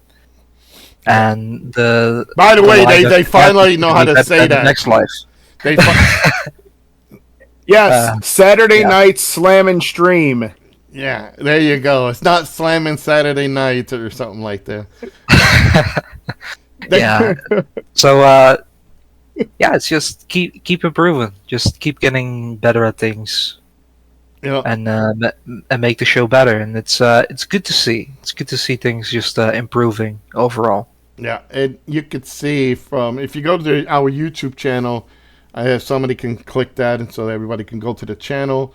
I think it's like what, YouTube. I think it should be just exclamation point YouTube. I'm not sure if that command is in there yet. It is. Yeah, awesome. Yeah. If you go to our YouTube channel until we get affiliated here on Twitch, you can see our past shows and you can see how it started to the current. So you can see all the individual matches and you can see how far we've come. Obviously, we are going to get better. Things are just going to go. And again, we're looking for talent. So if you folks want to be part of this, definitely jump on, and you can see where we're headed. And you can be part of such a great group of people, and I think we've still got like 15 minutes here. Let's talk about the show last night. Okay, fantastic. We'll start from the beginning with the pre-show. We got Empress Alicia and the Browskis. Take it away, Jeremy. Yeah, so, that was another fantastic matchup. The Browskis, definitely I love the fact that what their team is, right? So you have the big burly Devin Browski is the kind of beer drinker, ass kicker, right? And then you have Damien, who's a little bit of a darker kind of gimmick, and I love that, right? And I think that's great. And then you had them take on the originals of WWO in Dream Warrior, and Hollywood J Lover, right? Correct. And again, that matchup was great. and a lot of fun. And Rupert and I had a great time. Although, again, let me pull the curtain aside. Literally had to record that 3 times because I kept calling Dream Warrior Dreamweaver because of Gary Wright, and it sucks being a DJ and having that in the back of your head. So, but a fantastic match, and I had so much fun with that. And then the whole thing with answering the phone and getting the call saying, "Oh, hey, we got to go to the back. They're already fighting." That was so fun to do. So fun to do. Now let's, we're all gonna jump back and forth with that. Marvin, you made that match. There were times that me and Jeremy were watching it, or should I say, Jeremy was doing the commentary with Rupert, and there was, I don't know which Broski, but he was standing in the corner just shucking and jiving, I guess, while Dream Warrior's on the floor, and we're like, what the hell is he doing? He was like doing a dance. And I was like, oh, okay, this is what it is. Yeah, that was the AI partner just doing his own wacky little things. Quite honestly, what I was working on, I think it was Dream Warrior on the outside, on the right side. He was just knocked out. I thought this was a perfect opportunity to build some momentum for... I think it was Devin Broski I was playing at the time. Just wanted to build up some momentum to get a signature and do some damage to Jay Lover to make sure that he's not going to be so prone to interfering. So yeah, I was mainly focused on what was happening on the left side, and I was watching that back, and I was like, what the hell is happening on the right? Like, he's just sitting there shucking and driving. I'm like... Yeah. Now, mind you, if this was a real wrestling show, I could see what the hell is he doing, Yeah. Yeah. And it's nothing against what was going on, but I love the fact that we can have these bloopers and kind of laugh at them, because it's just, that's video gaming, right? Having some bloopers and having a good time with them. So it was a lot of fun. It was a lot of fun. Well, and then we went to the game being a game. Yep. Then we went to the main show. We went directly into the brawl, what you folks saw with the Batman, the old Batman 1966 pow, zap, boom, and all that. Story with that, Jeremy and Gene did this nice segment, and it didn't have anything. It was just like, and I said, me and my warped mind, I'm like looking at this, and I'm like, God, how funny it would be just having the old Batman going pow when they hit each other, pow, and zap. And then I just took me a while that my editor crashed doing that. It's like, you're doing too much, Captain. So I had to shorten the video. Yeah, we were in the chat when you were doing that. Yep. And this was like last minute, just on the fly. So we did this, and then finally it came out to what you saw, the finished product. Jeremy, I know you saw that first time when I showed it to you.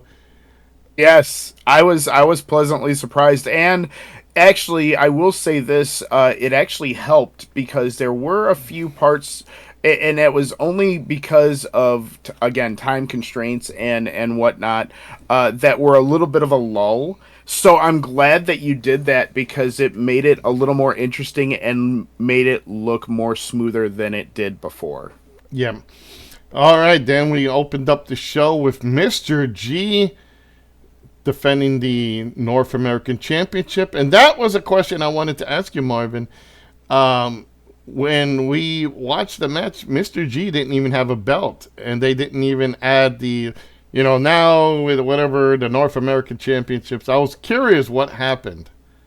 Yeah, so, as you know, I put the main show in universe mode, and I definitely put the North American Championship on in that match. The thing is, Mr. G, with his nice split personalities, he has 3 calls. And the character he won the belt with was the one with like the bit of face paint, like The crazy the Latino. insane Mr. G, indeed. So in the game, he was champion. So I put it down as a championship match. Completely forgot that this version of Mr. G does not have the belt. The game then also just decided the champion's not in the match, so we're just gonna cancel it being a championship match. And I was going through the recording, and I thought, maybe I should re-record this. And like I told you, there were a lot of things I would have re-recorded if I didn't injure my arm.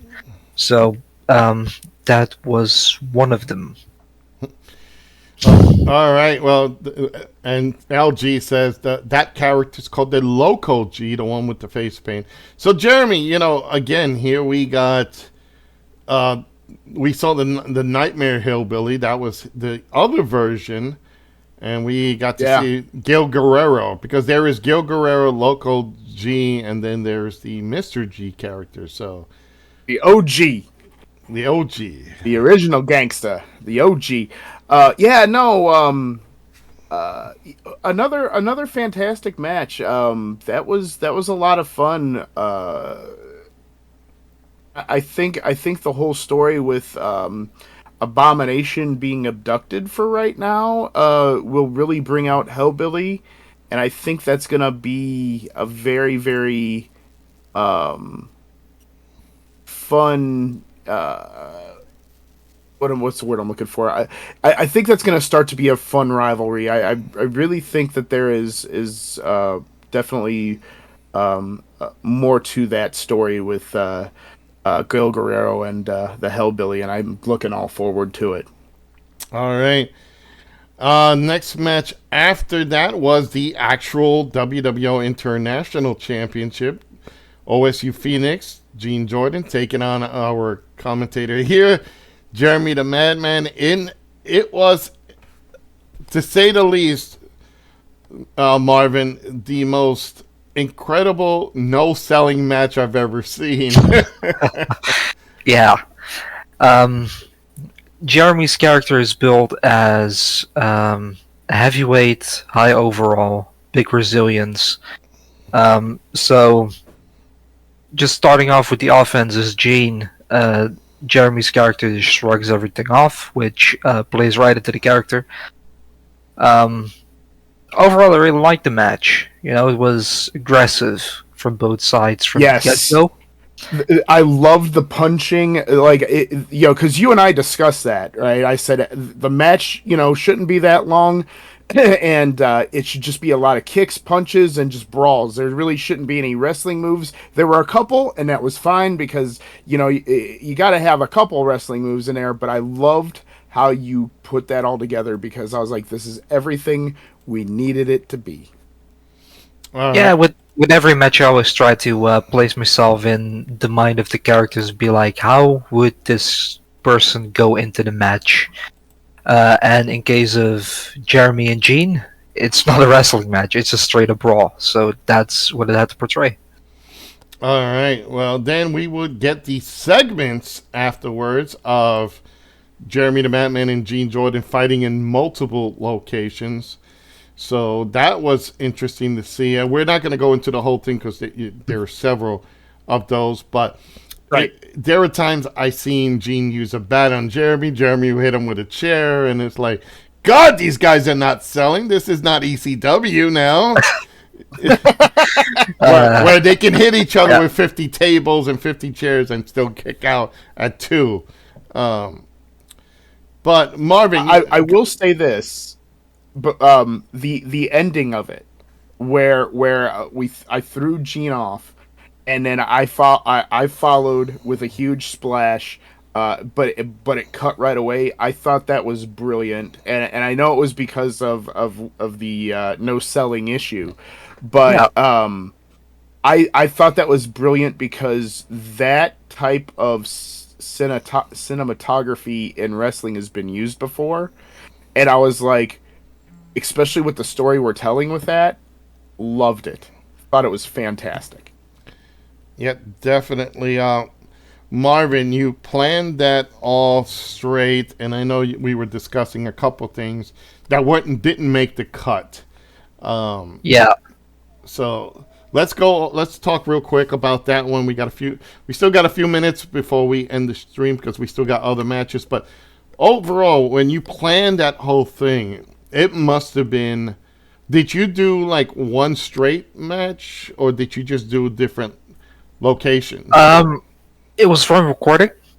That's one thing. It were two matches in that one recording. I started off with the first match. I decided to go all the way to the left because I know it has that archway, and I thought that's going to be perfect for like post match. We just felt backstage. We're going to keep it nice and simple, just a bunch of kicks and punches, which is what it was. Want to put a few more extremer spots in. Like one of the ideas was to throw Gene off that ramp through the table. Then the game just decided, I'm not going to do that. I'm just going to do a normal move. And I thought, gotta throw Gene through another table. It's fine. Yeah, game is asshole sometimes. It is. So yeah, just when I still wanted to try to throw Gene off after that first table spot. Then I just hid. I think it was a signature, and the match ended with a KO. Okay. Like backstage brawls tend to do.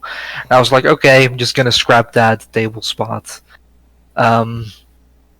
Then a little brawl next to the equipment boxes that we scrapped because it just didn't really flow right. The little struggle that we had on top of the box, and that's also why all the bets were getting no-sold. That match basically just started, so all the damage was negated, and the game was like, this is the first bit of damage I'm taking, I'm not going to sell it. Obviously, there's not what you see on screen, but that is what happened in the game. Big brawl on top of the rafters. Obviously, the dive, like Jeremy mentioned, when you dive onto someone from that building, your character just gets up like nothing happened. So that's why I cut it off. After that, I did try to record some extra bits in the parking lot that we did discuss that you could like sell as they're damaging your car, Skully. Just couldn't really find anything like damaging enough. Like I could throw someone into the car and just didn't really feel impactful. So yeah, that unfortunately had to be scrapped as well. Yeah, it still was a very entertaining, segments because that was overall throughout the show. So there was, and then you had to pick and choose which ones. From there, we went to commercials. So commercial spots is an ad block where we didn't go there. We went to the tag titles, but Rich and Dutch. Rich and Dutch, wasn't it? Rich and Dutch. Yep. So Rich and Dutch, there is a running joke. Poor Dutch has been beaten beyond existence, but he keeps coming back. You almost got to have a little bit of a maniacal side when you're doing that match because it's a jobber match. Nothing against Dutch Gaming, dude. We hope that he will come join us because he used to be active and now he's not available. But one of the things is when you see that match, Dutch is going to go through something funny, and I think Jeremy, we saw that match and it was just a squash. Yeah, it was. So, and we just didn't expect much from it. I see Marvin like smirking a bit for just thinking about it. Yeah. Also a little bit of frustration about everything that happened beforehand, but I can get into details if you want. Yeah, let's go ahead. Let's go ahead. I gotta hear this. So, I think I mentioned this to you as well, Skully. It was going to be a bit more of a normal match initially. Dutch got a little bit of offense in the first recording. And I don't know what it is with TK23, but sometimes you just bleed within a couple of moves. And that's not necessarily a bad thing. We had it at one of the tag title tournaments where I think it was Steph Fish that was bleeding after the third move in the match. That just happened. Yeah. Kind of a similar thing happened with Rich. And I was like, this is gonna be Rich's big moment on the first big show that he's on. He's not bleeding. I'm not having that. So I restarted the match. And then the game was like, Dutch is gonna have the first offense. And I did not agree. The game and I were struggling for, I think, about 16 takes. Jeez. Yeah, I mean very short takes because the moment it didn't start the way I wanted it, I just restarted it. So it's not like it took that much of an effort. But yeah, the game was being annoying. So when it finally did happen, where it started the way I wanted to, I was frustrated beyond belief, and Dutch's character took the blunt force of it. There you go. I gotta go back one show before WWO Live where it was the tables match for the tables elimination match. The battle. Yeah. It was a battle. No, it was just a tables elimination match where Mr. G won the North American belt, and those eliminations were just. I think there was one that one person just fell into it and it broke the table. I just wanted to say it was a 5-way. There were 4 eliminations. 3 of them were normal. Right. One of them wasn't. There was I don't remember which one without actually going back and reviewing it, but there was one that just it looks like he just tripped and fell and the table splattered, and I was like, okay, damn cheap tables. So. So it was one of those, but we're going to continue going from there. So we did see Rich win that match, and now he has an opportunity that he can go and meet Marvin Dallas at any time, or if Marvin Dallas accepts, because we have to now wait for that part. In character, Marvin Dallas has to accept. Yeah. So we're going to move on to I think the highlight match of the night, one of the highlight matches of the night. It was the finals for the tag team tournament. Jeremy, you made that so clear, and it was so much fun when you said that. It's like, oh, Skully, that's one of your only best ideas, which was the tournament. Because my character's not supposed to be that smart, but the tournament, and me and Marvin literally had to map it out. It was name teams, you could say, meeting jobber teams. And the crazy thing was we had to make it so a team makes it to the end, like Made Work Class and the network. They were always set to be at the finals. So we had to kind of jiggle everything to make sure they make it there. So, Jeremy, that match... I gotta say it was a lot of kickouts, but it was the most action-packed match I've ever tag team match. Yeah, and we did talk about this last night. I was like, that was about a 20-minute match, but in indie wrestling, usually a tag match like that, with implications of tag belts. That's about as long as a tag match will go. And it was perfect. I mean, there was a lot of action. And then all of a sudden, out of nowhere, right? We have that grits for skinny P hashtag start up. Like, what the hell is that about, right? Like, and it was hilarious. And then I said something about have your cake and eat it too, and you're like, don't mention cake, skinny peas right there. Yeah. So it was a great back and forth match. Marvin, again, kudos to you to make that match look so good. It was a very good match and a very fun match to call.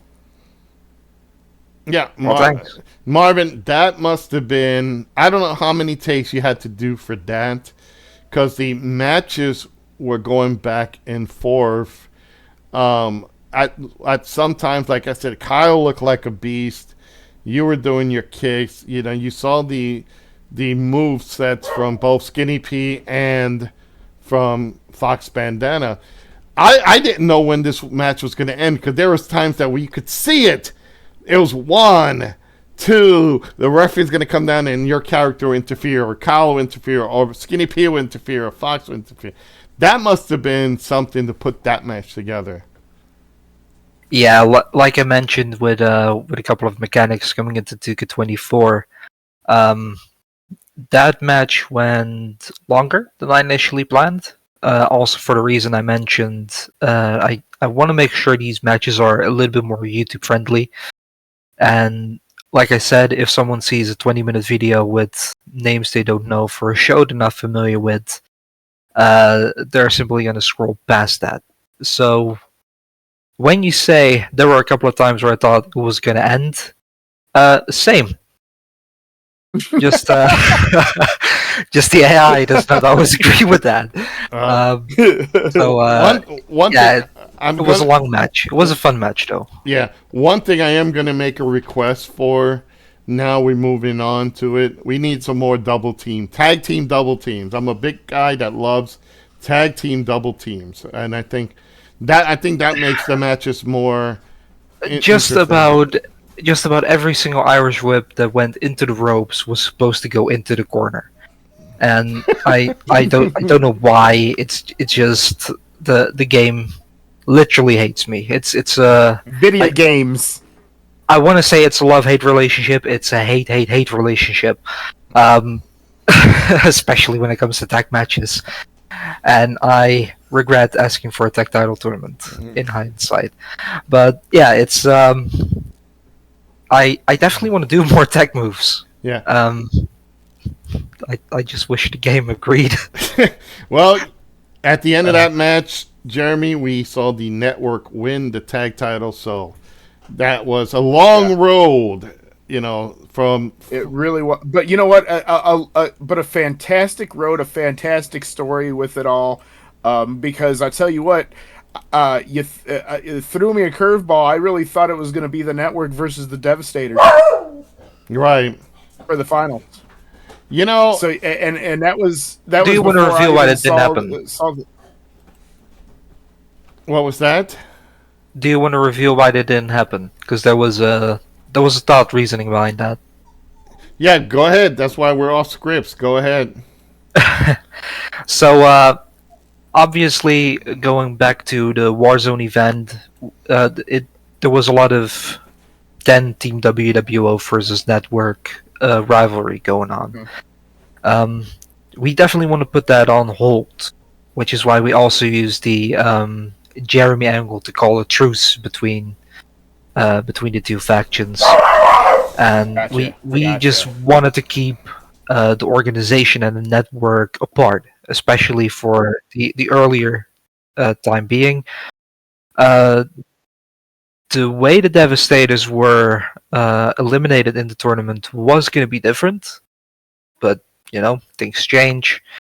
We had Hellbilly on a little hiatus. And now we have Abomination on little hiatus, just dealing with personal stuff, which is cool, which is fine.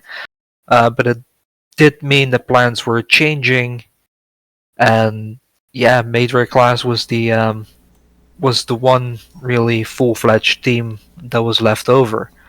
Yeah. And they absolutely ran with it. It worked out beautifully.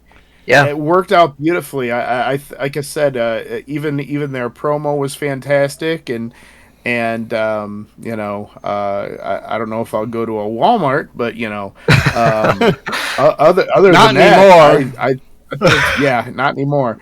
But it was a great tag tournament. It was a lot of fun. So kudos to you both for making it happen, because it worked out fantastic. You know what? And while you guys were talking there, I did pull up the tag title tournament, and it actually has the dates and the outcomes.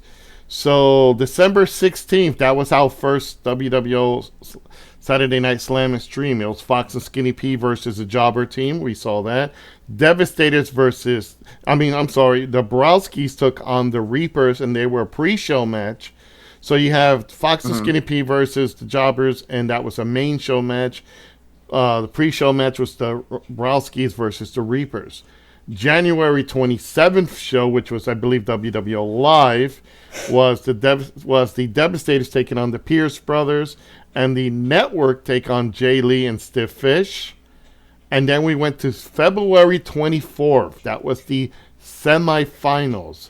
Fox and Skinny P taking on the Devastators. Fox and Skinny P win by DQ, and the Devastators beat them down with weapons, which happened. Then the Network defeated the Browskis. Then we moved to what you saw last night with Fox and Skinny P versus the Network, and that's what we had. So that was planned out the whole. I mean, sitting down and planning and make sure the right teams can make it, even though we know the outcome, but it had to make sense getting there to the end. So Yeah. Like you mentioned, in the end we decided that Matriarch Class was going to go over clean on the Devastators because of the hiatus of Abomination. Right. So yeah, that was the original plan. There was going to be a story behind it as well with the whole DQ thing. But yeah, we might save that for a different story down the line. Absolutely. Well, and now we're come to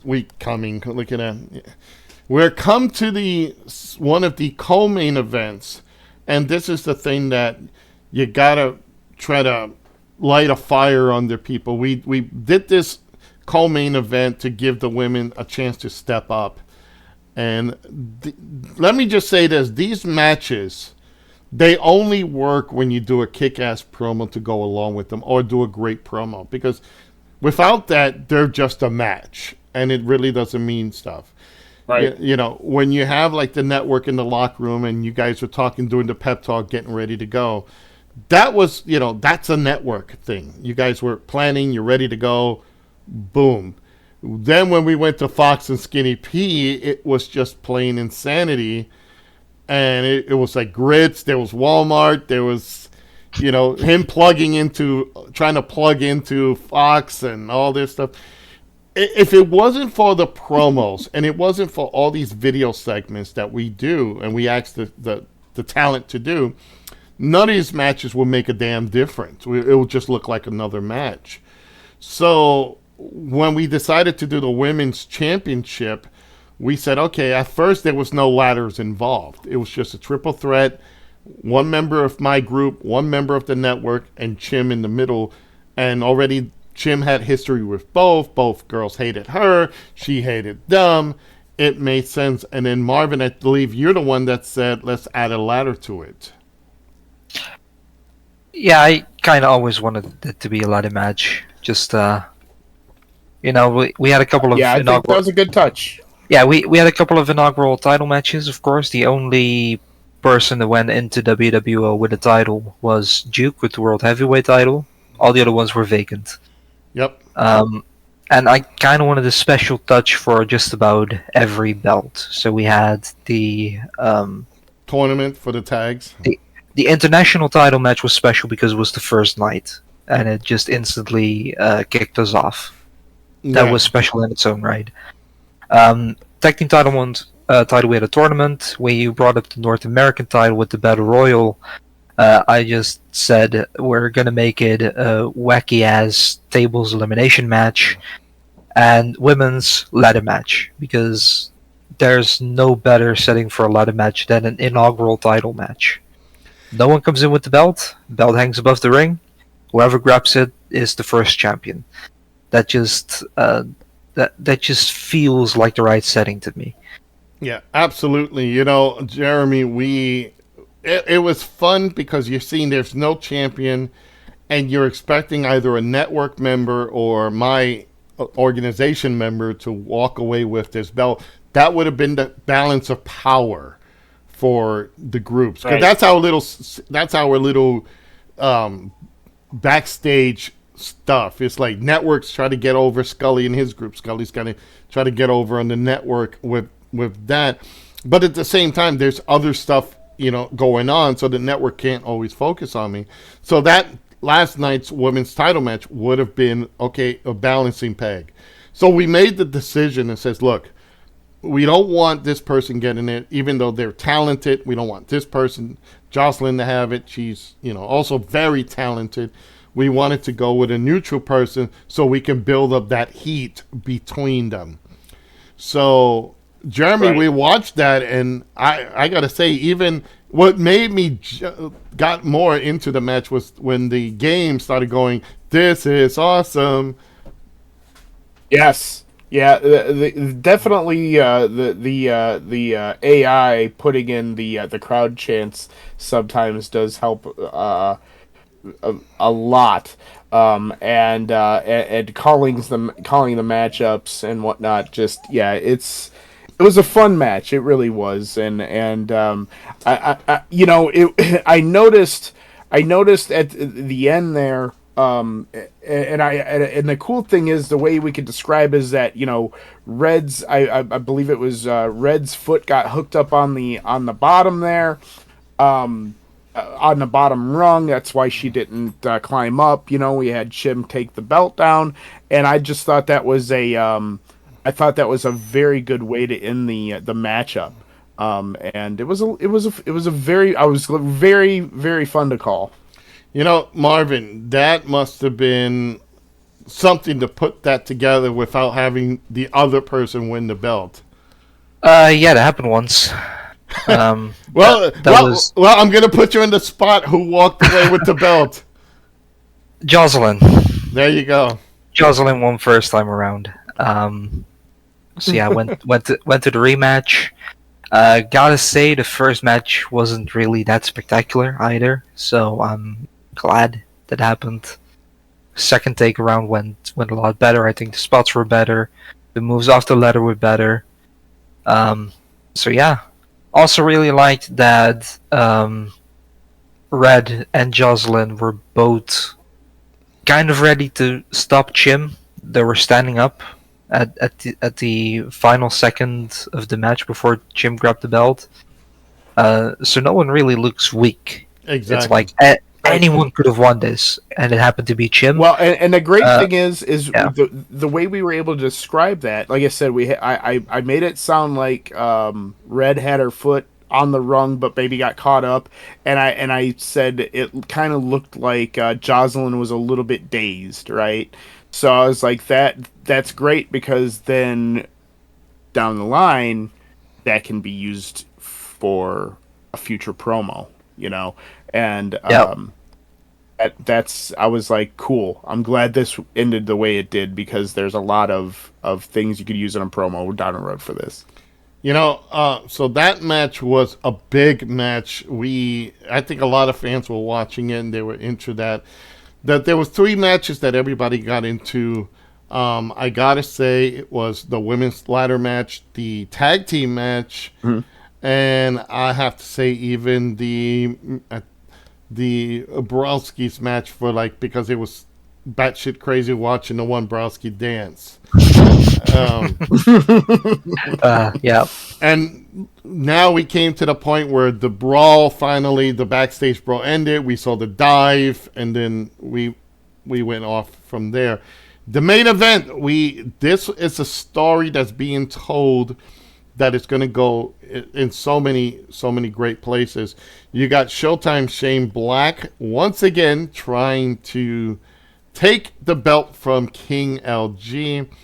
What a story that we're building up, and it's still got more to go. LG, I gotta say, guys, if he started out, I don't know how long you guys have been, how long you've known LG, but I've known him since he was a lot younger. Watching this kid grow, okay, from a young kid teaming with his dad, Mr. G, becoming like a teenager, and now, winning tag titles, winning secondary belts in TKWA, and coming to WWO, getting that explosive match in our first show against Gene for the international belt, and Gene won. But to see him continue to grow, and finally he's now the heavyweight champion of our virtual wrestling group, just that character alone, he has taken it to the next step. We already know Showtime Shane Black is a great promo guy. He's a worker, Jeremy. We know Yes. that. He can really get the intensity down packed. He's the consummate tweener because he's still a baby face, but he's got that edge. And Jeremy, I think when we saw also King LG is just he can hang. He's the elite now. Yeah, yeah. And I've told LG this. For his promo work, has improved 1,000%. And the new look, the new music, the new attitude, he just brings it, right. And you gotta love that kind of mentality, and you gotta love the new attitude. And the match was everything it needed to be, right. I know that we talked about this, Marvin. I know that we talked about the jump cuts being a little bit weird, but they did make sense because there was a thought of, oh well, is maybe Jeremy or Gene okay, and they're gonna come back down and ruin the match or whatever. So we played it off like that. So from top to bottom, the whole show was fantastic, and honestly, the championship match, Shane, Shane's promos are always very, very good. And maybe at some point down the road, the Madman messes with him or something. But loved it. It was a fun match. It was and it was right there. And we ended the show on that note, and it was a lot of fun. One of the things I'm gonna bring up, and that's what kind of gave us the confusion, was the Reapers on the corner. I know at one point it looked like the referee kicked out one. I thought the referee kicked out both. So one left, and then I'm like, okay, maybe he handed some to LG because LG went in. I guess he went into his tight, so he grabbed something and he put something on, like the brass knucks, and then hit Shane. I wasn't sure if that was the case or they both got kicked out, and then I see one leave, and then the camera went, and there's the other one at ringside. So that's why I was like confused. What happened? Okay, that jump cut just happened randomly during the match. Like, I don't know why, but the Reapers were getting kicked out. Like, I was brawling on the outside with Shane and LG. I literally do not know why the game decided they need to be kicked out. For some reason, when you saw that jump cut, they were both kicked out. You only saw one of them leave. Yeah. And I thought, this is perfect. They look identical. I could just use that same footage again, because there's still another Reaper. But yeah, I have no idea why they were kicked out. They were indeed kicked out. After the first time you saw that jump cut, they were both gone. Yeah. After that, because we needed LG to win in a cheap way. And unfortunately, Shane kicked out in the game. So when we had that little jump cut with like the sneak attack on the outside, I threw Shane back into the ring. Shane just kept fighting back and back. I think the match went on for like another 10 minutes. I was like, I have this as an ending now, but I need to get rid of that big chunk in between the outside attack and the actual finish. And I thought, I have this little bit of footage where it jumps to the other Reaper. For as far as anyone knows, only one of the Reapers actually left. There's only one Reaper on camera leaving ringside. So the other one is still there. Yeah. So yeah, I just used that as a best case scenario type of thing. Yeah. One of the As, things I did yeah. see, I did see where the Reaper grabbed Shane's boot. So that was a nice. Oh, little, the old Iggy. Yes. Yeah. Nobody does the Iggy anymore, man. That was like, that's awesome. Yeah, when we saw that, I know Jeremy's character, Jack McDaniels, like, oh, he's trying to go. No. He had his shoes untied and he's just showing them. I love that moment. And it's like, okay, that's where I thought in my head mentally, that's why the referee caught that Reaper and said, okay, that Reaper got caught, he's out. So that's what I thought in my head. Yeah, that was just one of the creative movie cutscenes. Because I was looking for something that was gonna make sense to why LG would get the upper hand and have like that sneak attack. So I was scrolling to the optional cutscenes. I saw that and I thought, actually, that's gonna help build the tension of the match. So I just decided to use 2 cutscenes and get that one as well. So yeah, that was just an added bonus that kind of allowed LG to get some offense in, because up until that point, it was just Shane beating the crap out of LG. So yeah, that was the first starting point that LG needed before we had the sucker punch to build towards the ending of the match. All right. That was the idea, at least. Well, and it, like I said, it wouldn't be a WWO show without glitches. The end of the show, we got to see the crazy Loco G laughing, and then you hear Jeremy the Madman's laugh. So it's kind of like, uh-oh, what's going on here? So it's like, so 2 people are laughing. There you go. Yeah, and then you hear Loco G's laugh, and it's like, oh crap, and the show ends there. Overall, it was a fun show, and again, I gotta stress it to everybody. When we get these promos and these videos and these skits and all this put together, folks, that's what makes the show engaging, and that's what we're about. We're not just a straight off wrestling show. We're trying to engage in more ways. There are times when you'll see highlights or cut scenes thrown in. You'll see the live stuff being put in. So all in all, it makes things look a little bit more real. Gentlemen, we're at the time, we passed the time actually. It was a fun time. This is our first ever off-script podcast. We covered so much. We have WWO Zone coming up now in April 12th. So that'll be live here. The next WWO off-script podcast will be this Thursday. I'm going to have Jim Kicks on there. Might have King LG on there. So you guys get the opportunity here is you get to learn everything about everyone.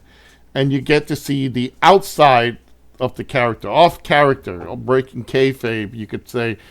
So now you got to see Jeremy the Madman. You got to know him. You got to know Network's Marvin Dallas. I am your host, and I am the evil Skully from who complains about somebody's hat. Somebody's hat constantly changing. I'm surprised he didn't change the hat on the show. No, never mind. Yeah. But everybody, I hope you enjoyed it. I know we talked a lot of probably BS throughout this show, but this show means a lot to us. The WWO Virtual means a lot to many folks. Folks who can't be professional wrestlers. Folks that want to be in the business. Folks that want to know how it's all done. This is what Off Scripts is about, and getting to know everybody. So again, check us out. Just do hashtag WWO Live. We're on Facebook and YouTube and Twitch. You could see the backup shows, the previous shows, off on YouTube. We are not that far away now. We're hoping with another show on Thursday we can be affiliated, and you'll see most of our shows being brought on there. So again, if you're interested in joining up, be sure you go to that Discord, and let me put that Discord up. If somebody could put, I got it. Discord. You make sure you go join There you our go. Discord. Yep, go check out our Discord. Make sure you like us on here. Please be part of us. If again, check out our YouTube page. It's the same thing, and I'm gonna put that link up too. So if you missed anything, you'll see that here. Marvin handles putting the stuff on YouTube, so you'll see not full shows. You'll see broken up matches, so you can see your favorite match on there. This podcast will probably be on there as well, so make sure you tune into that. With that, everybody, I'm going to say thank you for being part of Off Script Skully, podcast. one thing I definitely do want to stress, because you mentioned people joining, do not feel intimidated. If you are even ever so slightly interested in joining, just give it a go. We're happy to help you get settled into this. So, yeah, take the leap. All right, let's go. Jeremy, you have something to say. No, I was just gonna say, loved being here. We'll see you guys later, and let's continue this amazing thing that we're doing, because it's been so fun. Just producing an amazing show month after month and week after week. You know what? Before we go, check me out. Do the hashtag Skulldron's Realm. I'm on Facebook, YouTube, and Twitch. I do game streams every now and then, but WWO's been keeping me busy, so WWO Live. Jeremy, you do not only do you do game streams, but you also have your own radio show. So go ahead if you want to tell everybody. I do have my own radio show. So if you go to theasylumradioshow.com, I am live Mondays and Wednesdays, 8 p.m. Eastern Standard Time. Check it out. All right. Marvin, you're on YouTube. I know we keep you busy here, but go ahead. Well, yeah, I don't think I've uploaded anything in over a year, but actually there are videos coming this Eastern weekend, so make sure you check out the link below. All right, folks, and with that, I'm going to say now we're done. For the WWO group here, Off Scripts Podcast, I'm going to say thanks for watching, and take care, and keep checking back.